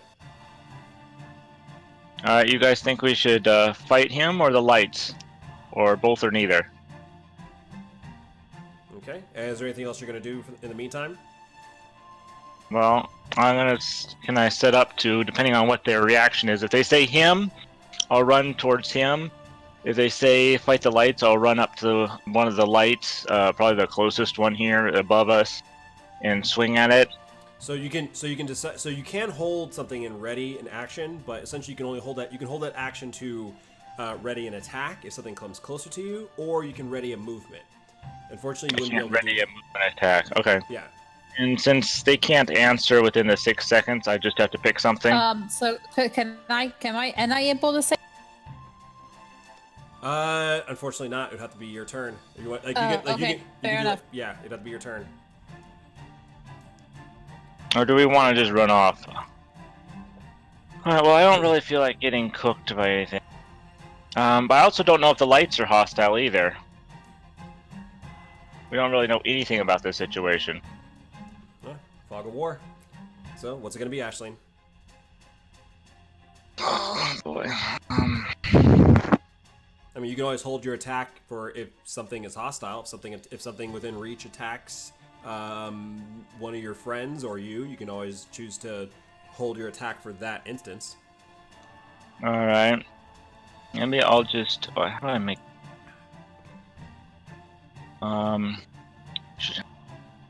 Let's see. Hang on. Sorry.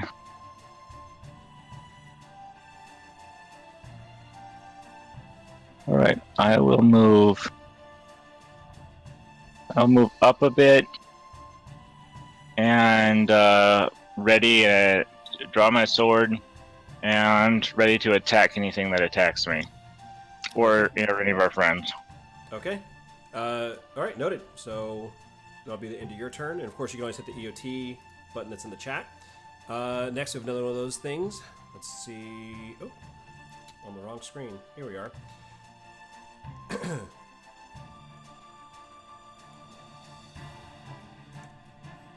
Alright, and it drifts over there. Rongrim, it is your turn. You have these floating lights, you have this mysterious individual. What would you like to do? Okay.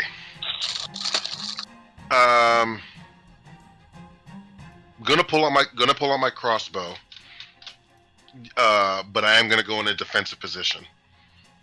Simply because, just like you said, we don't know what's gonna happen, so I at least want to be ready. Okay. Do you want to hold? Are you gonna do the same thing? Hold an attack action. Yeah. Okay. Noted. So you have your crossbow drawn, holding for any hostile action. All right, Nyx. So like it's your turn. You can go ahead and do your free action and briefly respond. What are you doing?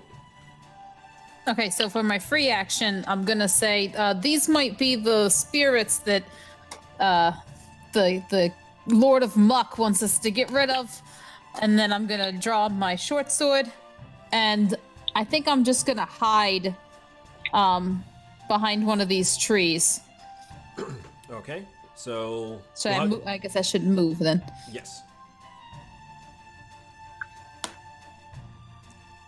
I'm behind the one that's to like the 2 o'clock position on my screen.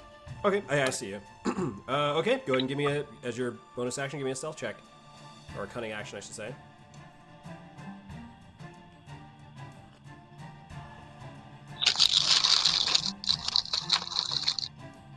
$14. Okay. And that's it for me then.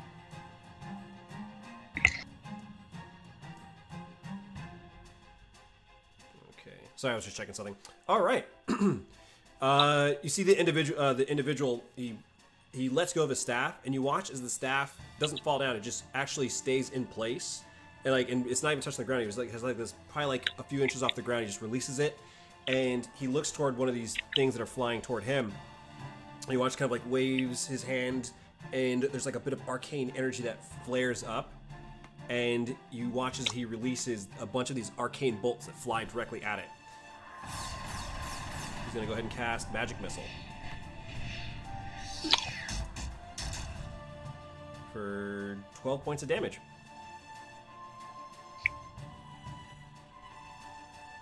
Let's see. and you, as he backs up, like I said, do not let them touch you. Yeah, he's gonna back up to right there. Erie, Probably should have been. So he, go ahead, Erie. so he hit the sparks, or one of the sparks. He hit one of the, he hit one of those floats of one of those floating motes of light. Sorry.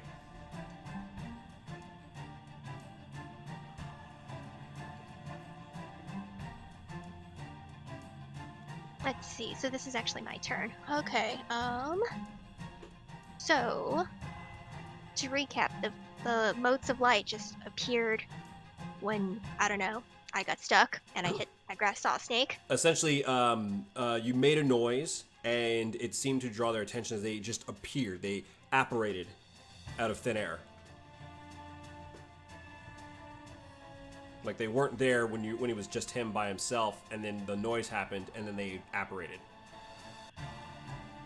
And you watched as he moved aggressively toward them, and they're moving toward targets.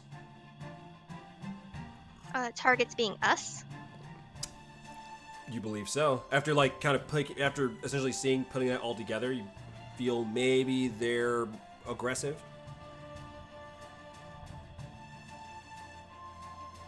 Okay. Well, he took a shot at the lights, so I feel like it should be valid to do so. But I don't know if physical weapons would work on these guys. You're not sure? Yeah. Let's see. Did the Fulberg guy ask us to kill the spirits or something? Nix had mentioned Shrews had mentioned removing the spirits. Okay, gotcha. So I think I will ask the dude, yell over at the dude, and be like, let's see. Did you summon these spirits?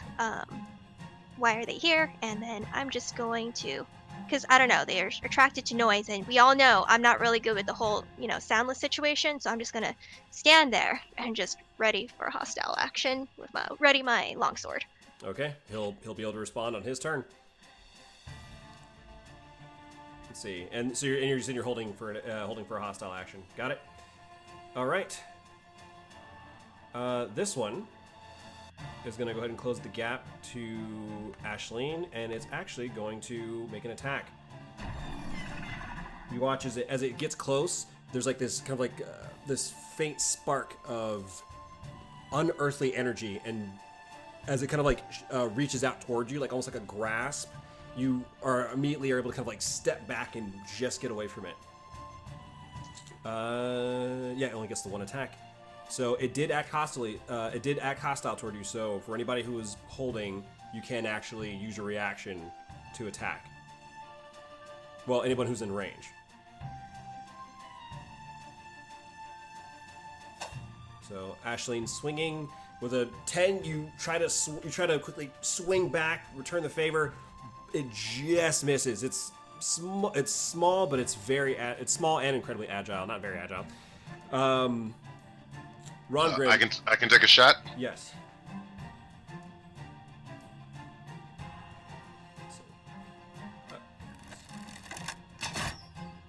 24 to hit. And did you want to? No, you didn't. Did you mention using your bonus action to prep them by chance?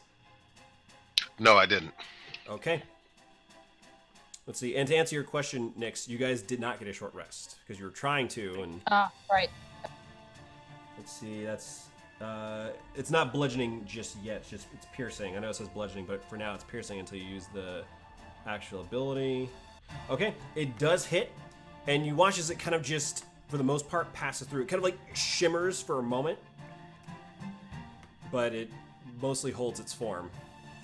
Like it seemed like it didn't have a very large effect on it. Anything else? Oh no, that's right, because it's not your turn. Alright, and sorry, Ashleen, you're my closest one for now. Yeah, I was afraid of that when I stepped up, but that's sort of a person's job, right? It is. Let's see, I believe that is a 21 to hit for 11 lightning damage. All right. Well, I'm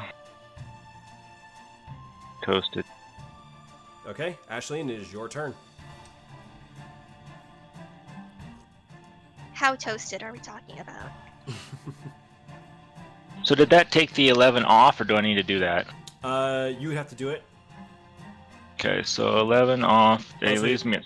Yeah, so the green circle minus 11, and then hit enter, and it should take it off. Oh. On your token, that is. Or you can do it on your character sheet. It's up to you. All right. Well, I'm in trouble.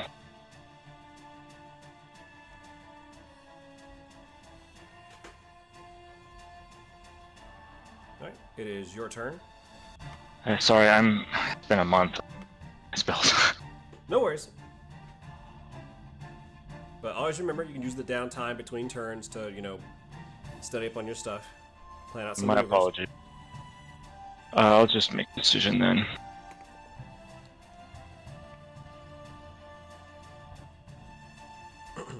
And Ron Grimm, of course, you'll be on deck very shortly. Alright, I guess. Which one did he hit? This one? This one. Alright. So if I move here, that doesn't provoke an attack of opportunity, right? As If I far as moved you- a little further, I would. As far as you believe, yeah.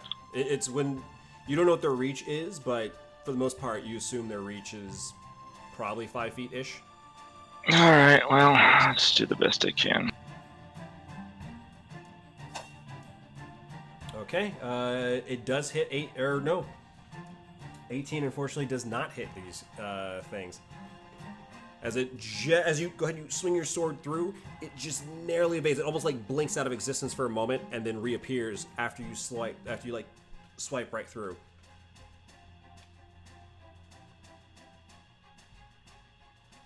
Okay, this one, taking the damage it did, actually is just going to, you watch as it just blinks out of existence. Just deapparates. Doesn't like it died or anything. It just kind of fades out. Ron Grimm, it is your turn. Nix, you're on deck. Okay, gonna move just slightly. And gonna take my bonus action first. Turn the ring on my finger, quarter inch. I keep saying inch. Just a quarter to the to the side, and using my what the hell is it called? My pebbles to get get a bonus. The magic stone ability. Thank you. Yeah. Pebbles. Magic pebbles, fruity pebbles. Your magic stone ability, yeah. So you go ahead and you twist the ring a little bit. There's that faint little spark, and as you go ahead and you reach down at your side holster, you touch a few of your arrows, your crossbow bolts, and they begin to kind of imbue that same energy. So you have 3 bolts that are ready. And taking a shot.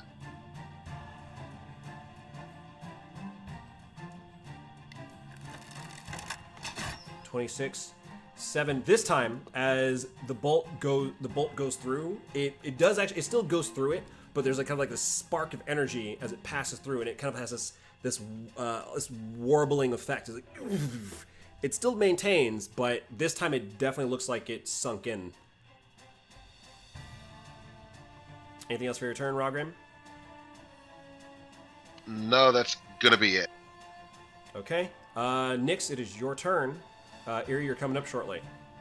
All right, so I had drawn my sword previously, so I'm gonna come around behind this one here. I'm gonna hit it with my short sword, which should, I think, also grant it a sneak attack. Because it is within 5 feet, yes. Cool. Oh, unfortunately, a natural 1. As you go ahead and you're drawing your short sword, you're dashing up, but the muck, like I said, that muck, it's sticky, it sucks, and literally it, like, sucks your foot in a little bit. I can't use my inspiration now already because you already started to describe this, yes? You can, yeah, if you want, you can use your inspiration. Good. So you roll one more time. Let's do it.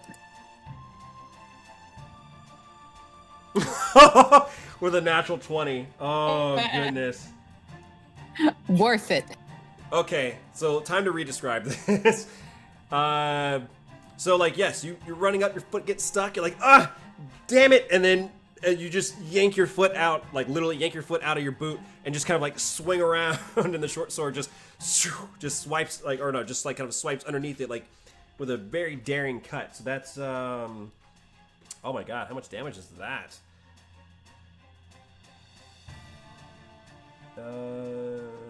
26. 20, really? It's 26. 8 plus 6 plus 12. That only rolled 1d6? I shouldn't have rolled 1d6. I should have rolled 2d6. Roll d6 again for me if you can. I thought I fixed that. Oh no, my bad. Sorry, no, I was looking at the wrong thing. That was correct. I'm stupid. I was looking at the wrong thing. That's correct. No worries. Oh no, my light went out. So now it's like only half the side of my face is lit up. But yeah, there's 26 points of damage as it does slice through. It does seem to have some kind of resistance to the overall effect.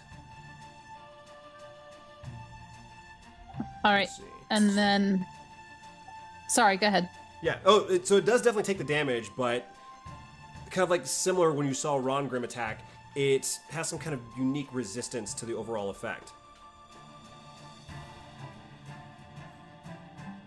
Okay, then I'm going to use my bonus action to disengage. As you can. And kind of break line of sight, essentially. And just move behind this tree. Again. Which I think I have this speed to... Yes, you do. Then that is it for me. Okay. Gotta remember to keep a backup battery light. My battery light went out, so now I'm a little darker on my webcam. How sad. Oh well, I can still be seen. Anyways, so as it comes back to this guy, this individual's turn. Responding to your question, Ariana, did he summon these things? For God's sake, no, I didn't summon these creatures. What do I look like? And he goes ahead and you see his hands kind of like encircle each other. This time something else different. Instead of like that same spell, you kind of watch as like, as he finishes like this little incantation, this mote of fire flies out across the way. Actually, wait, let me, 1 second.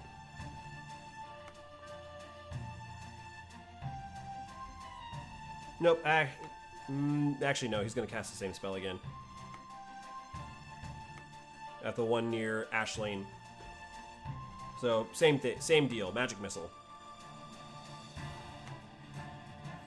As the arcane bolts come out, fly out in its direction, and deal another 11 points of force damage. Like, I don't know why I didn't hear it. There we go. Ariana, it is your turn. He just responded to your question. He's just responded to your inquiry. He just attacked another one. What are you doing? Okay, so these guys obviously resist physical damage, so I'm going to go move up slightly. And then attempt to cast Lightning Lure on the guy in front of me.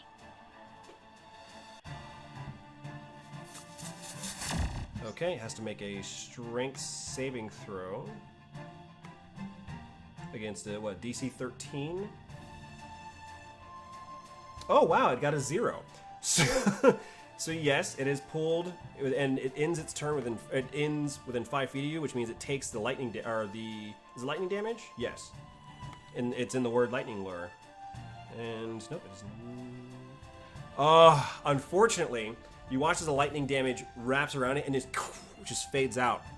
Unfortunately, it seems to have an immunity to lightning. Anyone have any brighter ideas? It doesn't seem immune to the other damage, it just seems very resistant. Just keep hitting it. Anything else for your turn, Ari? Nope.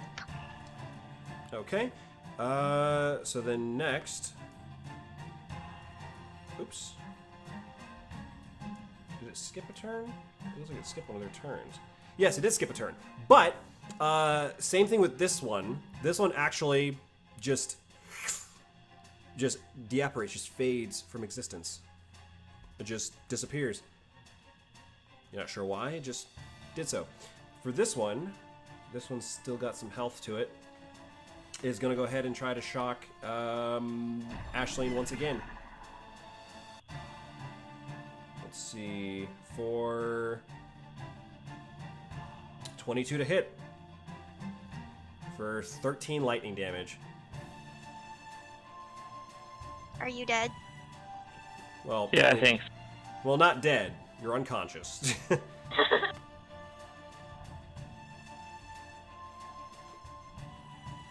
1, 2, that's 13. There we go.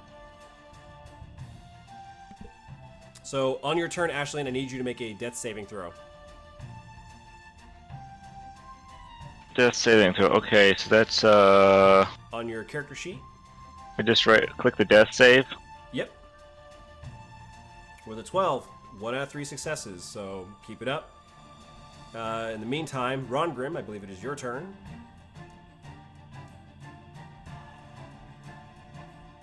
All right, gonna make a move around,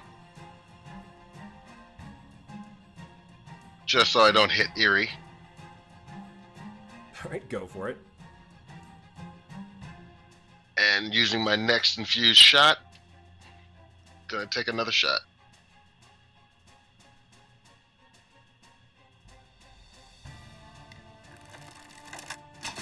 For 17 to hit, unfortunately misses. It doesn't. There's no eyes to this thing, but it suddenly, like, after it shocks and downs Ashlene, it just suddenly darts upward as the bolt comes by. It's very hard to see, like, where this thing is looking.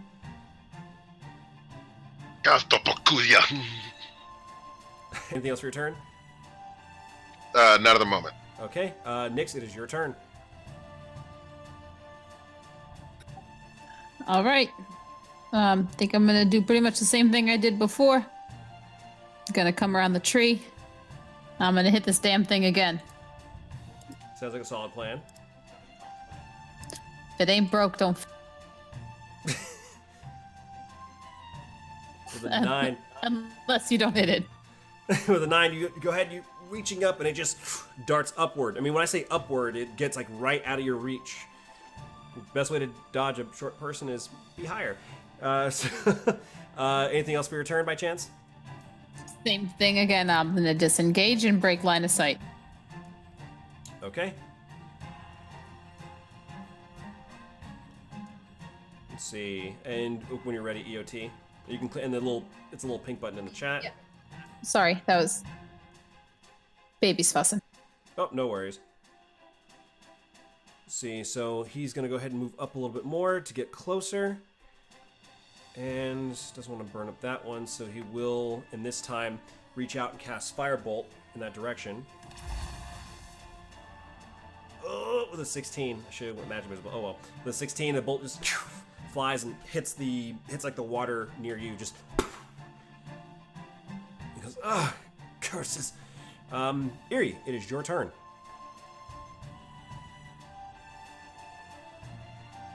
Okay, so I'm just gonna go attempt to tank it in Ashlene's honor and go try to hit it in the face. Okay, go for it.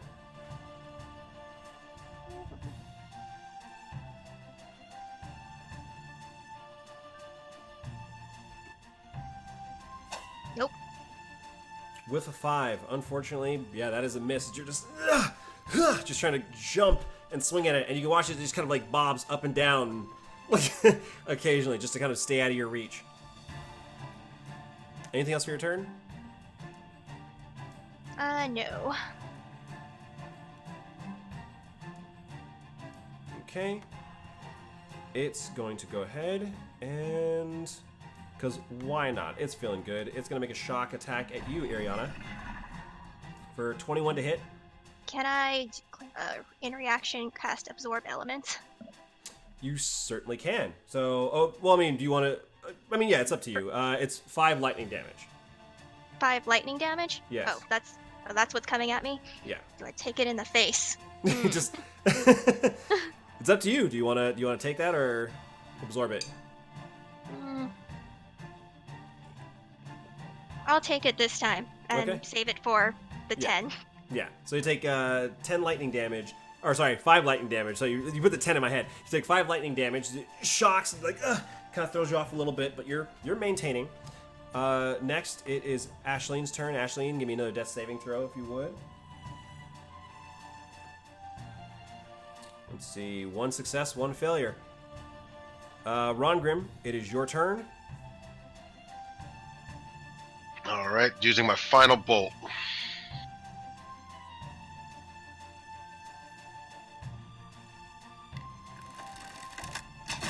With a 23 to hit, that does hit. For 9 magical bludgeoning damage as it passes right through it, and you watch as like it has like this another warbling effect, and you watch as kind of like it's kind of like dimming in and out, like it's there. It's like a light bulb that's on its way out of there. One of those old incandescent light bulbs. Go ahead. Way before LED. Way before LED. Once upon a time, kids, there was a thing called incandescent bulbs. Go ahead, Nix.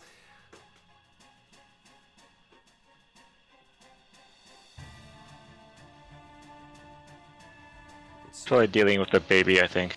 Might be dealing with a baby. I'll give her one quick second.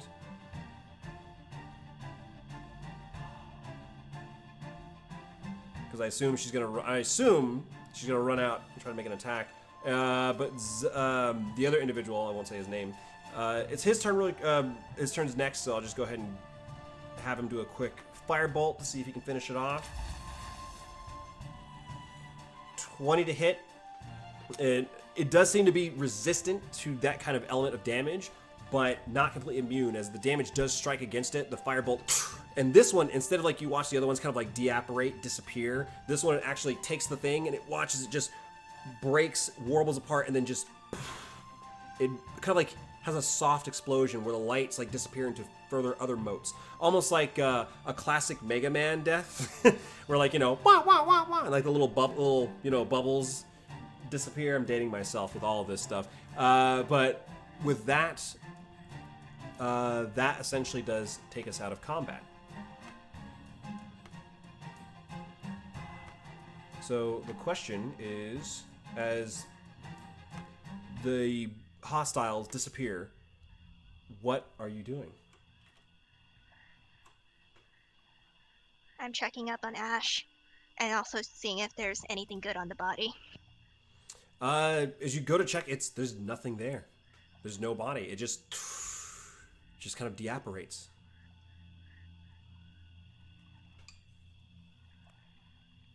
Oh, you mean Ashleen's body? Oh, you're checking Ashleen's body, like if there's anything good on the body. You're checking Ashleen's body for things. So you go to, okay, so if you want to try to help get Ashleen up, you can make a medicine check.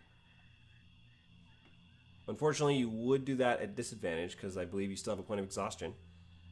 But Wait, if they fail the check, is that a failure on my death saving throw too? It is not. Okay. If I wanted So to get can I- hardcore, but no, it's not like that. So I can be just a supportive friend, even though I know I'm not going to make this. But, Right. I mean, you can always call for it. You can always, like, I will try and be supportive. The individual makes his way up toward you. And now, like, getting a closer look at him, you see that he's definitely human. He looks human. Like, definitely looks human.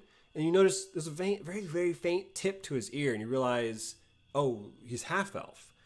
Like a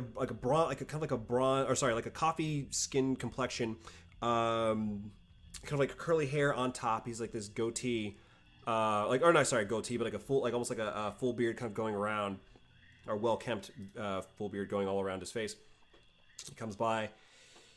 Perhaps I could be if anything, a bit of assistance. He's going to go ahead and try to do a medicine check. Yeah. You watch as he kneels down, and he begins, ripping off bits of Ashleen's attire and like wrapping around like where like these little burns have appeared from like being shocked from those creatures. And Ashleen, you are stabilized, so you're at 1 hit point, but you are unconscious for... Let me go ahead and roll. You are unconscious for 4 hours, unless you can get a heal. And I think I'm the only one that can heal. I think you have someone else in that party that can do that, but that's up to them.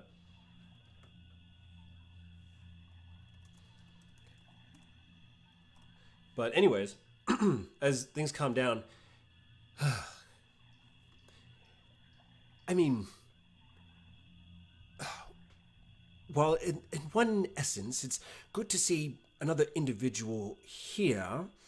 It's also problematic that my only other visitor in probably months is a group of clumsy individuals who decide to just trust through the fucking swamp. So, may I ask, what in the several gods' names are you doing here? We are here on a request of the Bullywog King. The Bullywugs? You actually spoke with those individuals. As he's talking, we're going back and forth. I'm going up to Ashleen and gonna try to revive her a little. Okay. And so are you gonna use? Yeah. Okay. So as you're coming up, you reach into your back pouch and you pull out this weird kind of like grayish salve. It's like a weird, almost like semi-solid, semi-liquid, what's that stuff called? Like slime almost. And you slap it onto one of Ashleen's wounds, and you watch as it slowly like gets absorbed into her skin. Go ahead and roll it from your. You can roll it from your token. Is it on there? There you go. Ashleen, you heal 12 points. So you're back up. Oops, I was on mute, sorry. Awesome, thank you very much. And it looks, like I said, it looked nasty. It was just like this kind of like green sticky salve, and then it just burnt, like absorbs into your skin. Think of like the gels from the Tales of series. Just a little concoction I had come up with a long time ago in the Navy. It does the trick, thank you.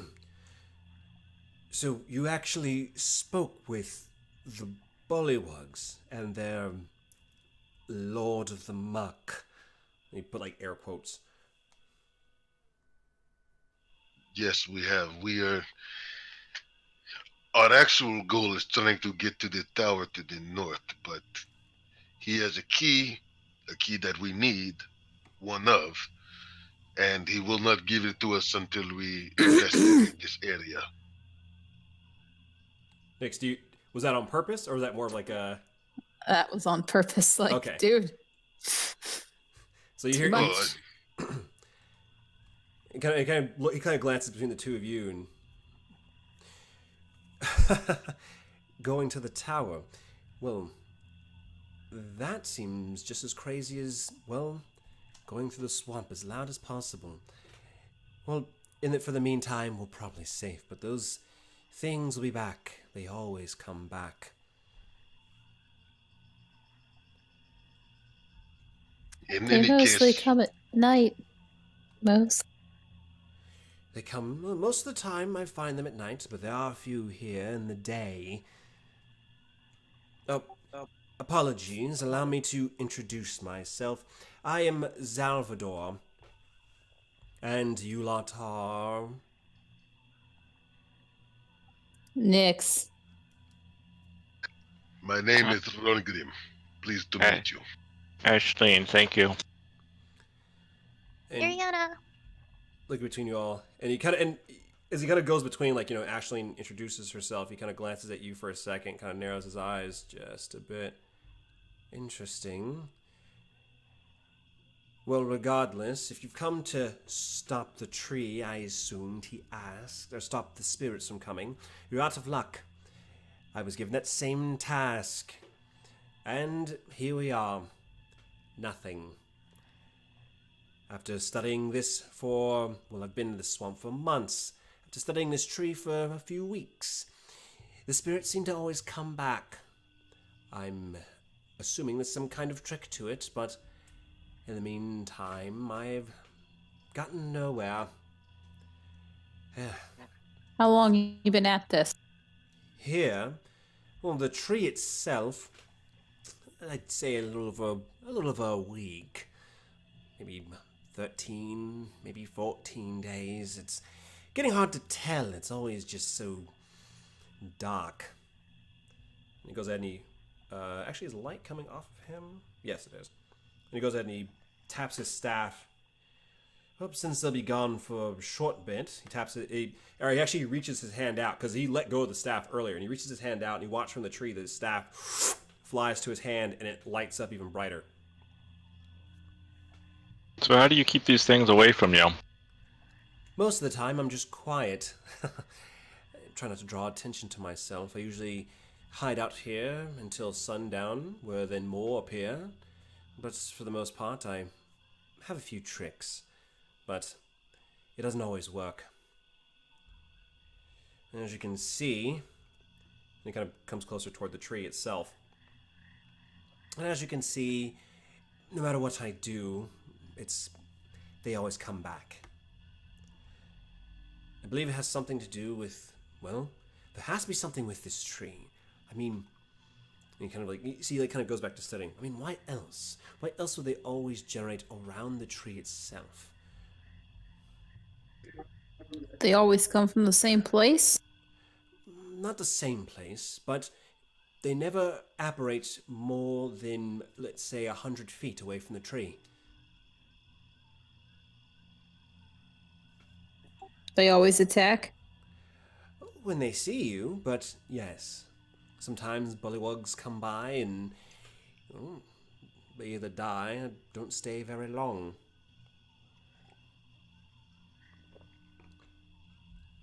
But there has to be a way to figure out why it does this. And kind of like shows like there's some like markings on the tree as well, and you kind of see like as you're able to get closer now. And once again, you guys can freely move. Yeah, I'm gonna move closer. And of course, like as you're getting up there, you can see that. Yeah, there are where he was like looking, and you saw him, Nyx. Where he was looking, or he was shining the light. There are like a number of like these different markings, and it doesn't seem, at least at first glance, there's not like any rhyme or reason to it. There's just like all these little symbols. Like it's like just kind of like, you know, you don't recognize the what is it called, the lingua franca of it all. Can I do like an arcana or investigation to see if I can remember anything that they might look like from a book or something? Sure. Why don't you give me an arcana check? Can I maybe roll like an investigation check to see if there's any kind of pattern to the information? Like if I could kind of try and decipher it a little bit, almost like a cryptogram? Sure. Give me and you give me an investigation check. Ashleen, 4. It's still feeling a little woozy. Now, like, you know, tired. Yeah, for sure. Yeah. Exhausted, and you kind of just got felled a bit.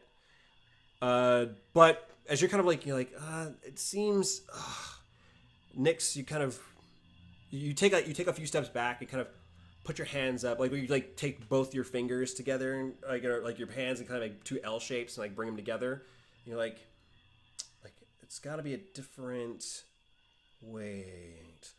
And you kind of realize, like setting it up, there is a bit of reason to it. It's, well, you don't recognize the text itself. You recognize there is a pattern. And you begin to circle the tree, and you can see there's another, like it's kind of like almost in these set positions. There's something external. From what you can tell, it looks like there's some kind of pattern, external pattern from the tree. There's something in the surrounding area that's connected to the tree.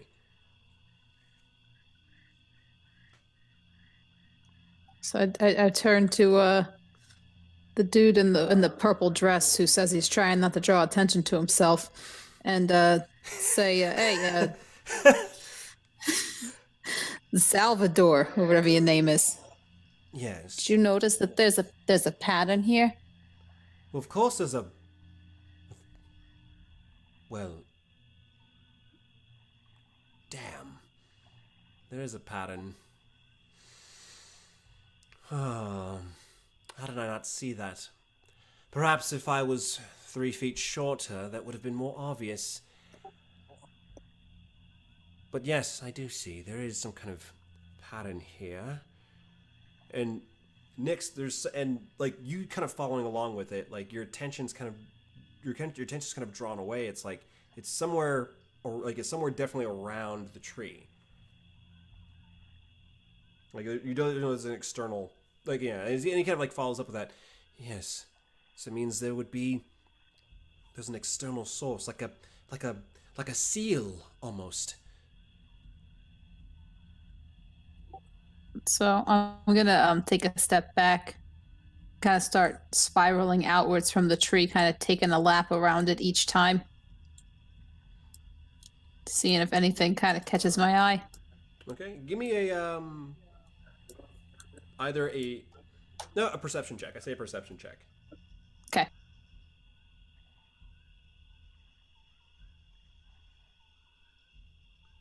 15. You can see that as you're going. I'm gonna pull you back here, right here.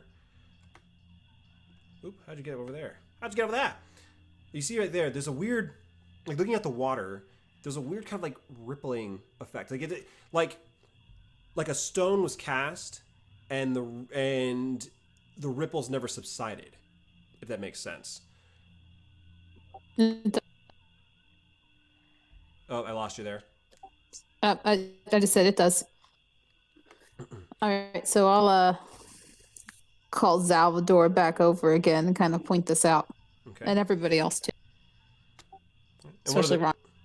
Yeah, and what are the rest of you doing as well? I know Ron Grimm went BRB for a quick second, but what are the rest of you doing? Ariana and Ashleen, as this is all happening. I'm gonna check. Is anybody else injured from the fight? If so, I'm gonna heal them.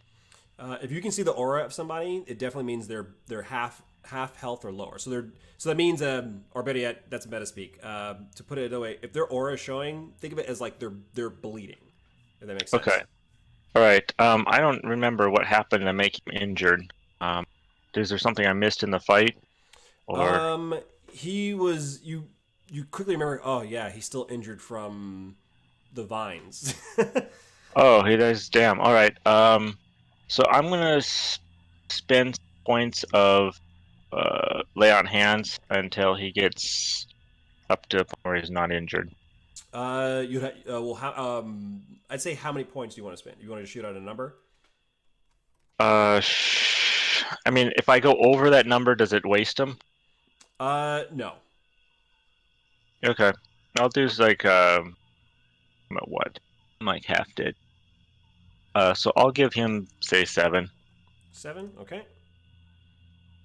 Yeah, and you can see like a number of those wounds begin to close up as you grasp your holy symbol and you reach out and like begin touching like some of those more grievous wounds he picked up from the razor vines. And I'll do 7 on him and 7 on myself. Okay, and so for the rest of you, oh sorry, go ahead. Is anybody else look injured? It doesn't look like it, so not too bad. I'm only down 4 hit points from the razor.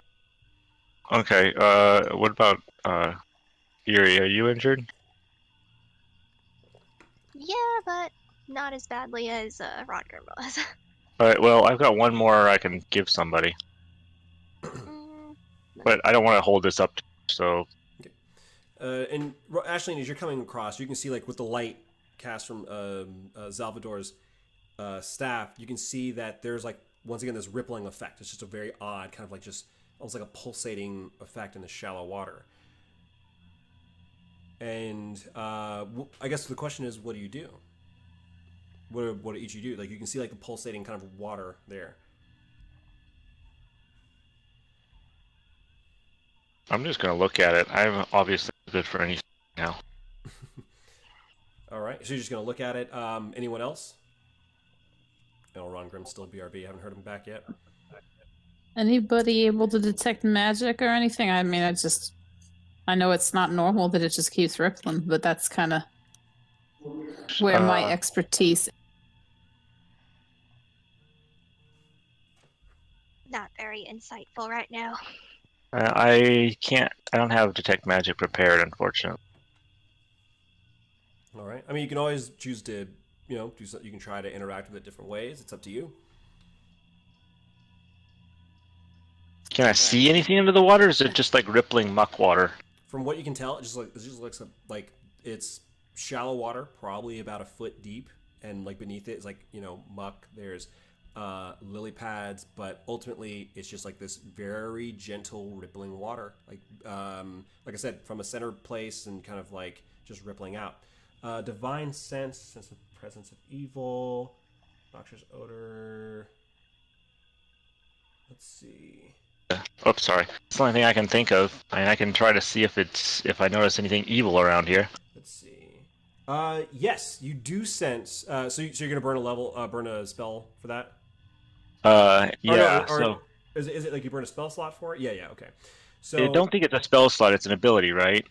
I can use it 1 plus charisma, so I can use it like a few times before I need to rest, right? I got you. Okay, cool. I haven't played with paladins very much, so it takes me a while to get back used to them. Okay, so closing your eyes and like it's almost like this, like looking inward kind of sensation, or think of it as like get out the sunken place as you kind of like just fall back into yourself and sensing around. There are like these pings, like these like almost like ripples in the ether of undead, and there's like this undead energy that is exuding from the tree, but the tree doesn't look like it's like dying. It looks like it's a very healthy tree, but there is an undead energy that is emanating from it, as well as like these little motes of undead energy around you.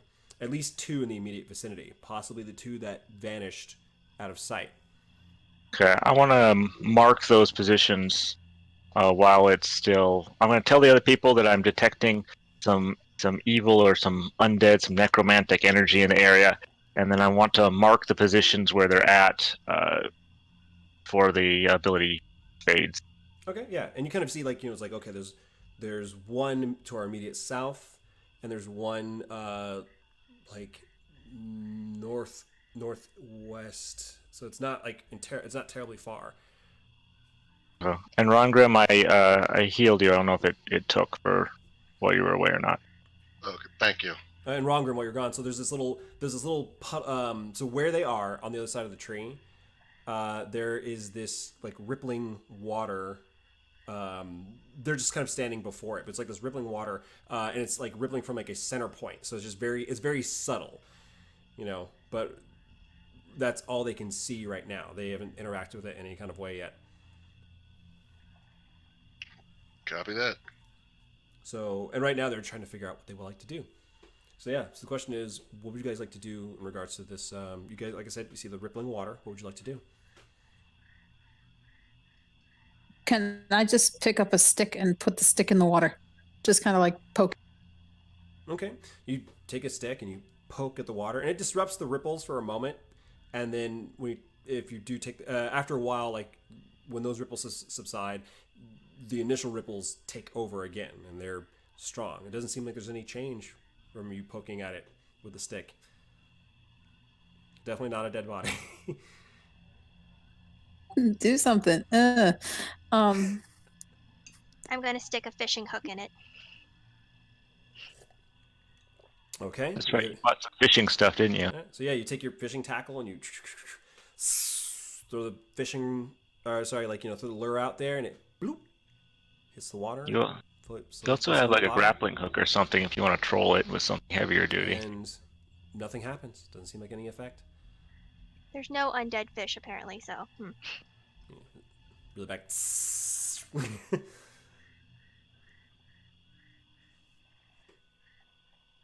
So one of the undead locusts is the tree itself, and one of them is this puddle?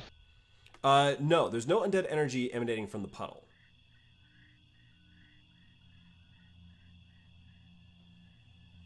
There's an undead energy that's emanating from the tree, and then of course you pick out a few motes from what you imagine are those creatures once again.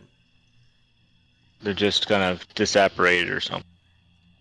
It seems like they've just probably deapparated, maybe maybe not strong enough to possibly fight. We're not sure.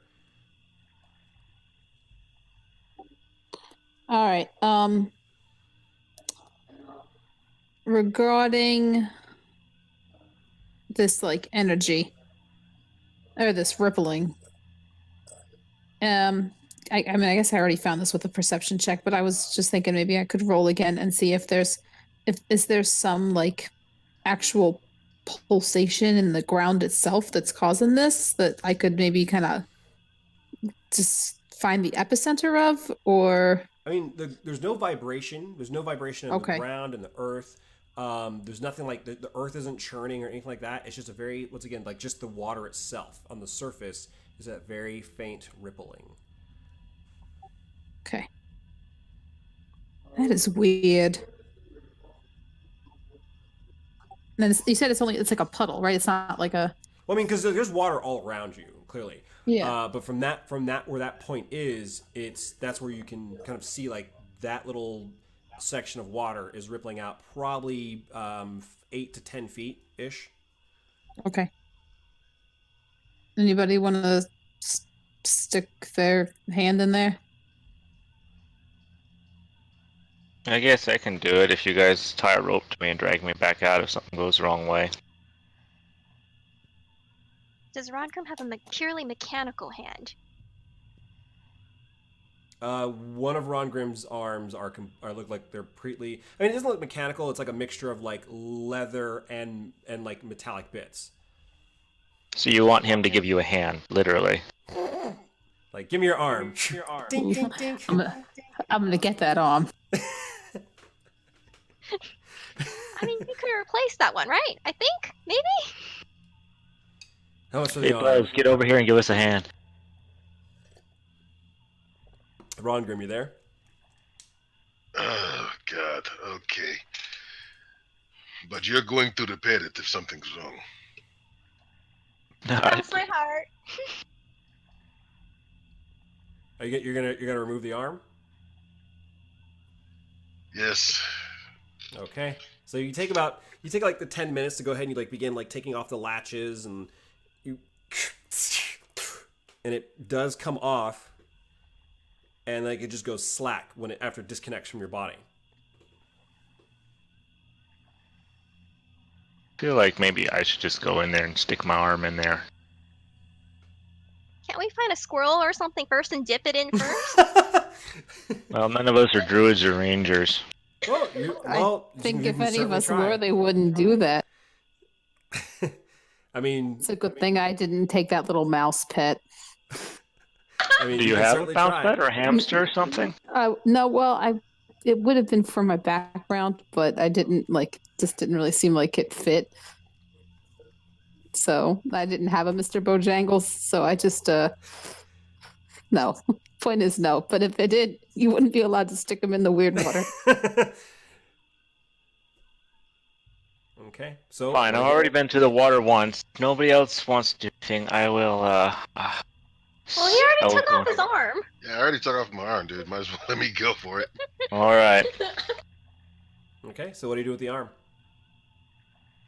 So I take one big deep breath. I kiss the arm first because recognizing I might have to build another one and I really don't want to have to. And then I just go ahead and stick it in. All right, so you just toss the arm in, or do you get close, or just so I have like a sense? Yeah, sorry. Yeah, I get close and then I just like slowly just set it in. Okay, so as you're approaching, you use the arm, press the arm in there. No change, not with the arm at least. Oh, my puppy's barking at me. Hold on. I think we need something that's probably alive to go in there. Too bad Mr. Bojangles isn't with us. All right, are you volunteering your arm? Or you prefer a leg? I probably should reach in there and try to grab around the bottom, because I can't see anything on the bottom, right? There's from what you can see, it just looks like muck, like just it's nothing. There's nothing that seems to stand out outside of that. Alright. You guys, I want you to tie a rope to me in case this like knocks me out of the game, drown in muck while you guys try to decide what to do. So tie a rope to myself, hand the other end to them. Ask them to please pull me out if possible. We're gonna tie that to the other tree as well. I'm not sure if I should even bother to cast anything myself or not. And then I will. It's somewhere like in here, I'm assuming. It was. Oop. Give me just a second. Let me check. Oh, sorry, right here. All right.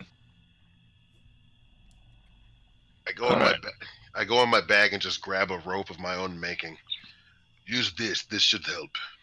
All right. I'll use his rope. Okay, and the rope feels a little different. It's lighter, but yet much more tensile. All right. You probably have better rope. I have a cheap ass rope. And you go ahead and I'm assuming you put your arm back on, right? Of course. Okay. And when he puts the arm back on, and the rope, he connects the rope to like a little rig to his arm, and it looks like it can pull back. All right. So if this goes sideways, pull me out. Okay. As you go ahead and you step in, suddenly the rippling subsides for a moment and then begins to bubble as the space underneath you lights up. I'll draw my sword, but this is all I can just do. I'll keep going. You essentially nothing happens. I mean, outside of that, like yeah, I mean, it lights up, and it's there. Now there's this faint glowing. There's a pretty strong glowing that's happening there. Well, I'll reach down see if I can feel anything underneath the muck, It feels warm, but I can't grab anything solid.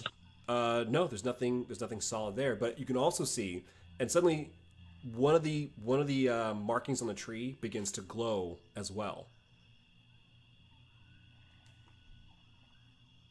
Did we see any other rippling pool things around here anywhere?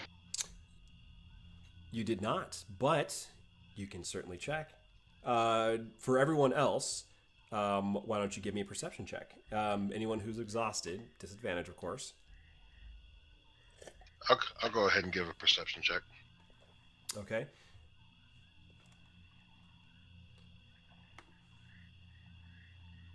Ariana, it's like there's I see stuff around dirt. here.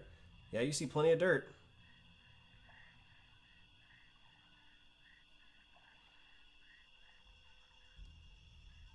We should Rongrim, send. looking around, you realize, hey, like one of them, you definitely see like another. It's like I can't believe I didn't notice it before. You definitely see there's another point where there is I'm a back. rippling. There's a rippling pool of water. But the other one, it's kind of mixed up with land. So like you can see like the ripple of water, but it's land kind of blocks up most of the center of it. But you quickly deduce maybe these are all connected. I think we need to stick something living over there. So you kind of trace it to over. Oops, sorry, Ron, you kind of trace it to over here.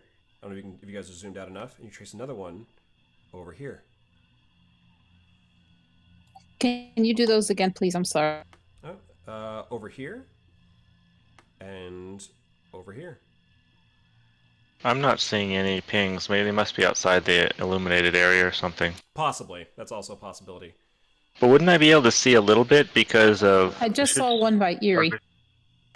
Oh no, that one's not me. Okay, never mind. So actually, it might be better if I draw an arrow. How about that? So you can see there's one over here. Okay. Ron Grimm identifies one over here, and Ron Grimm identifies another one over here. All right, maybe we should So go it's stand like- on the. Triangulated kind of around the.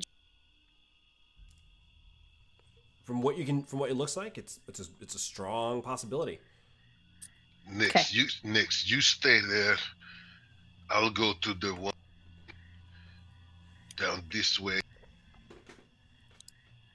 I'll go the other way, and Yeah. here we go. Okay, go ahead and make your way in that direction.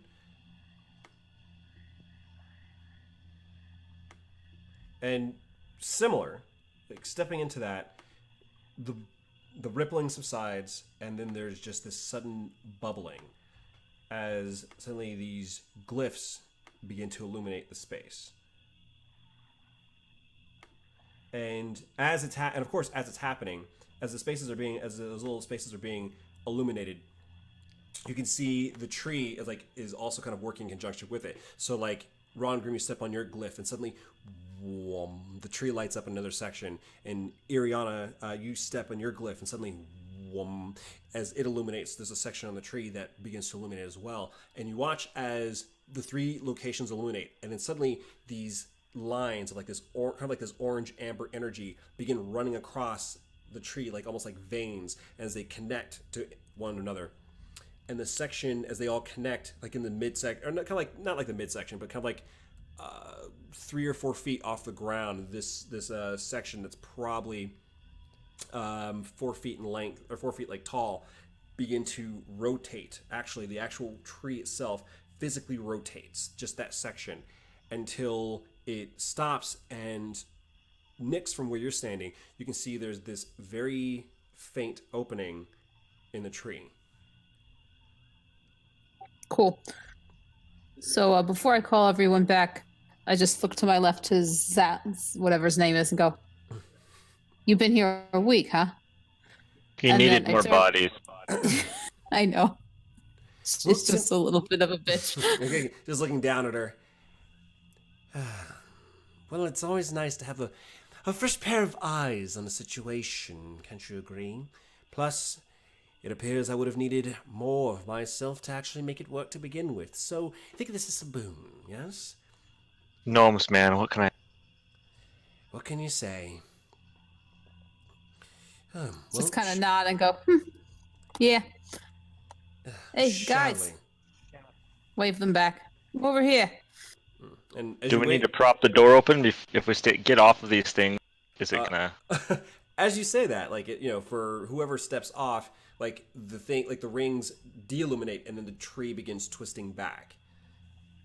Ah, shit. So go jam the door open with something. Or we can find some squirrels. Give me a squirrel check. Have squirrels harmed you in some way, my friend? Give me a squirrel finding check. But it's not like a full on doorway though. Keep in mind, it's like a little. It looks like a kind of like a nook, like a small alcove. So it's not like a very large space, but it's definitely a noticeable space. Well, Nyx, go search the alcove while we stand on these bubbling koozie spots. All right, so I want to kind of wave Ashley and be like, "You want to stand here?" That's what I'm doing. All right. Okay. So I'm going closer. And of course he's gonna sit there and join you as he's kind of glancing in, and you can see there are there's actually 2 items in the nook of this tree. There is this, and this is kind of what's giving off the general glow. You can see there's this, for lack of a better word, it looks essentially like a wand, and it's kind of levitating, staying there in place, and it has a lot of these lines, like these little arcane lines that are running up along it, and they kind of give this faint bluish energy. The other item is a geometric shape, slightly similar to the one that Shroos had, Lord of the Muck, but not the same pattern. It's a different shape altogether. Well, I say. Well, I will certainly take that wand if you don't mind. As long as you don't care if we take What's it a wand of? I don't know. It's a wand of floating and glowing. Who knows? Although one theory would point to a strong possibility that the wand might be the source of those things. By removing it, we most likely remove the spirits. You get what you ask for, and I get, something for my efforts. I guess we do owe you one. Yes, it would be appreciated. Yeah, I don't care. He reaches in and he he grasps the wand, and there's like as he grasps at it, there's like a little hesitation as he's trying to pull it. It's like it's weighted there. It's not. It's actually floating, but it's like weighted there. And as he pulls it and releases it, the energy from the tree begins to subside. It doesn't move. It doesn't go back. It actually remains open, and it just the energy kind of just fades. And with the divine, actually no, your divine sense only kind of lasts in that moment. So never mind. But the arcane sigils, the glyphs that you were standing on, all fade out one by one. Needless to say, I'm going to grab that thing before it potentially starts closing up. Of course. You go ahead and you reach up, you grab it, and it's a... Actually, do I have a small picture of it? I believe I do. Let us take a look. I do, yes. I have to go to like a different page to post it. But just so you guys have an idea of what it looks like, at least this one.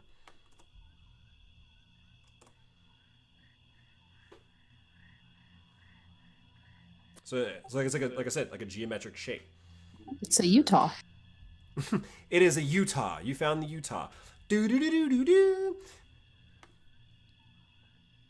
Well, this has been rather fruitful.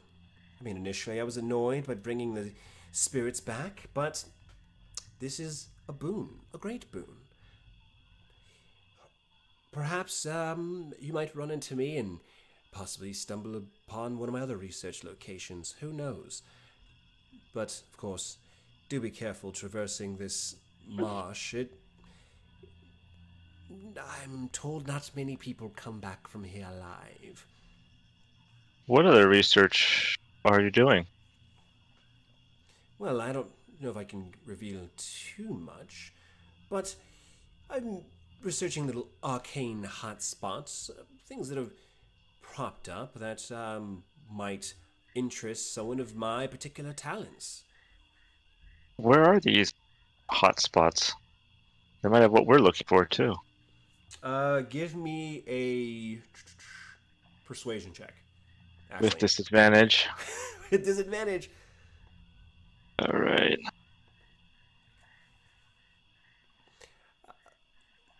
Maybe after we become better friends, I might be more inclined to share that information with you. But in the meantime, I have to keep a bit of secret, you understand?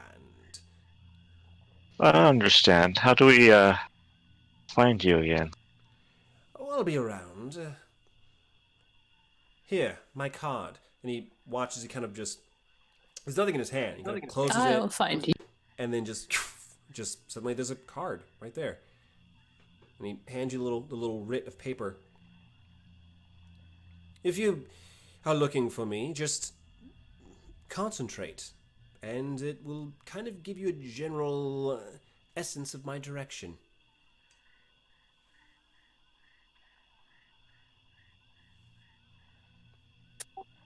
Cool. Yes. So, as I mentioned, this has all been quite fun. We seriously have to do this again sometime. And he goes and he taps his staff, and the staff shrinks from that brighter light down to like a more, that more subtle light as it was before. I do wish you the best of luck.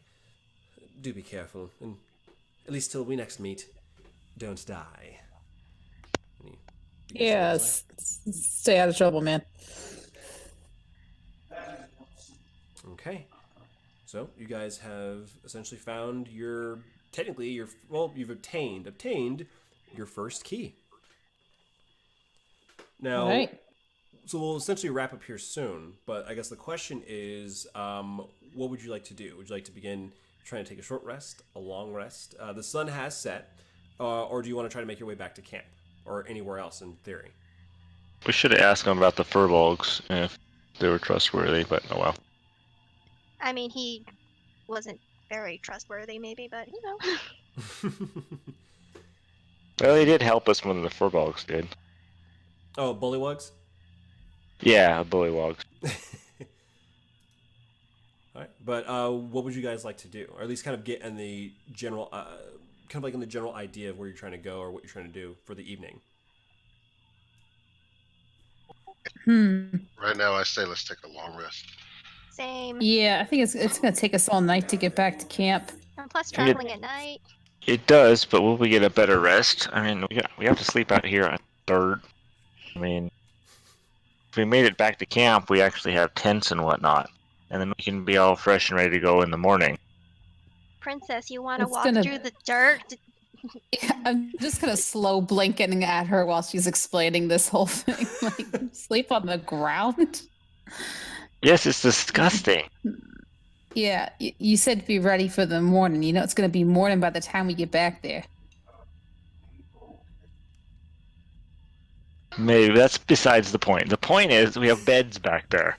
You do have bed. The You point actually, is, you I'm do have your bed tired rolls. now. You do have your bed rolls, by the way. You just don't have the tents. Fine. I just want to point out. I mean, it's absolutely your decision. I just want to let you know you do have your bed. For those of you who have bed rolls, you do have your bed rolls with you. You cut out, but I think it's 3-1. We're sleeping here. Okay, so you guys will go ahead and take your long rest. We'll hash things out in the Discord chat, like, in regards to, like, long rest, who's taking watch and everything. Let's prepare for next time.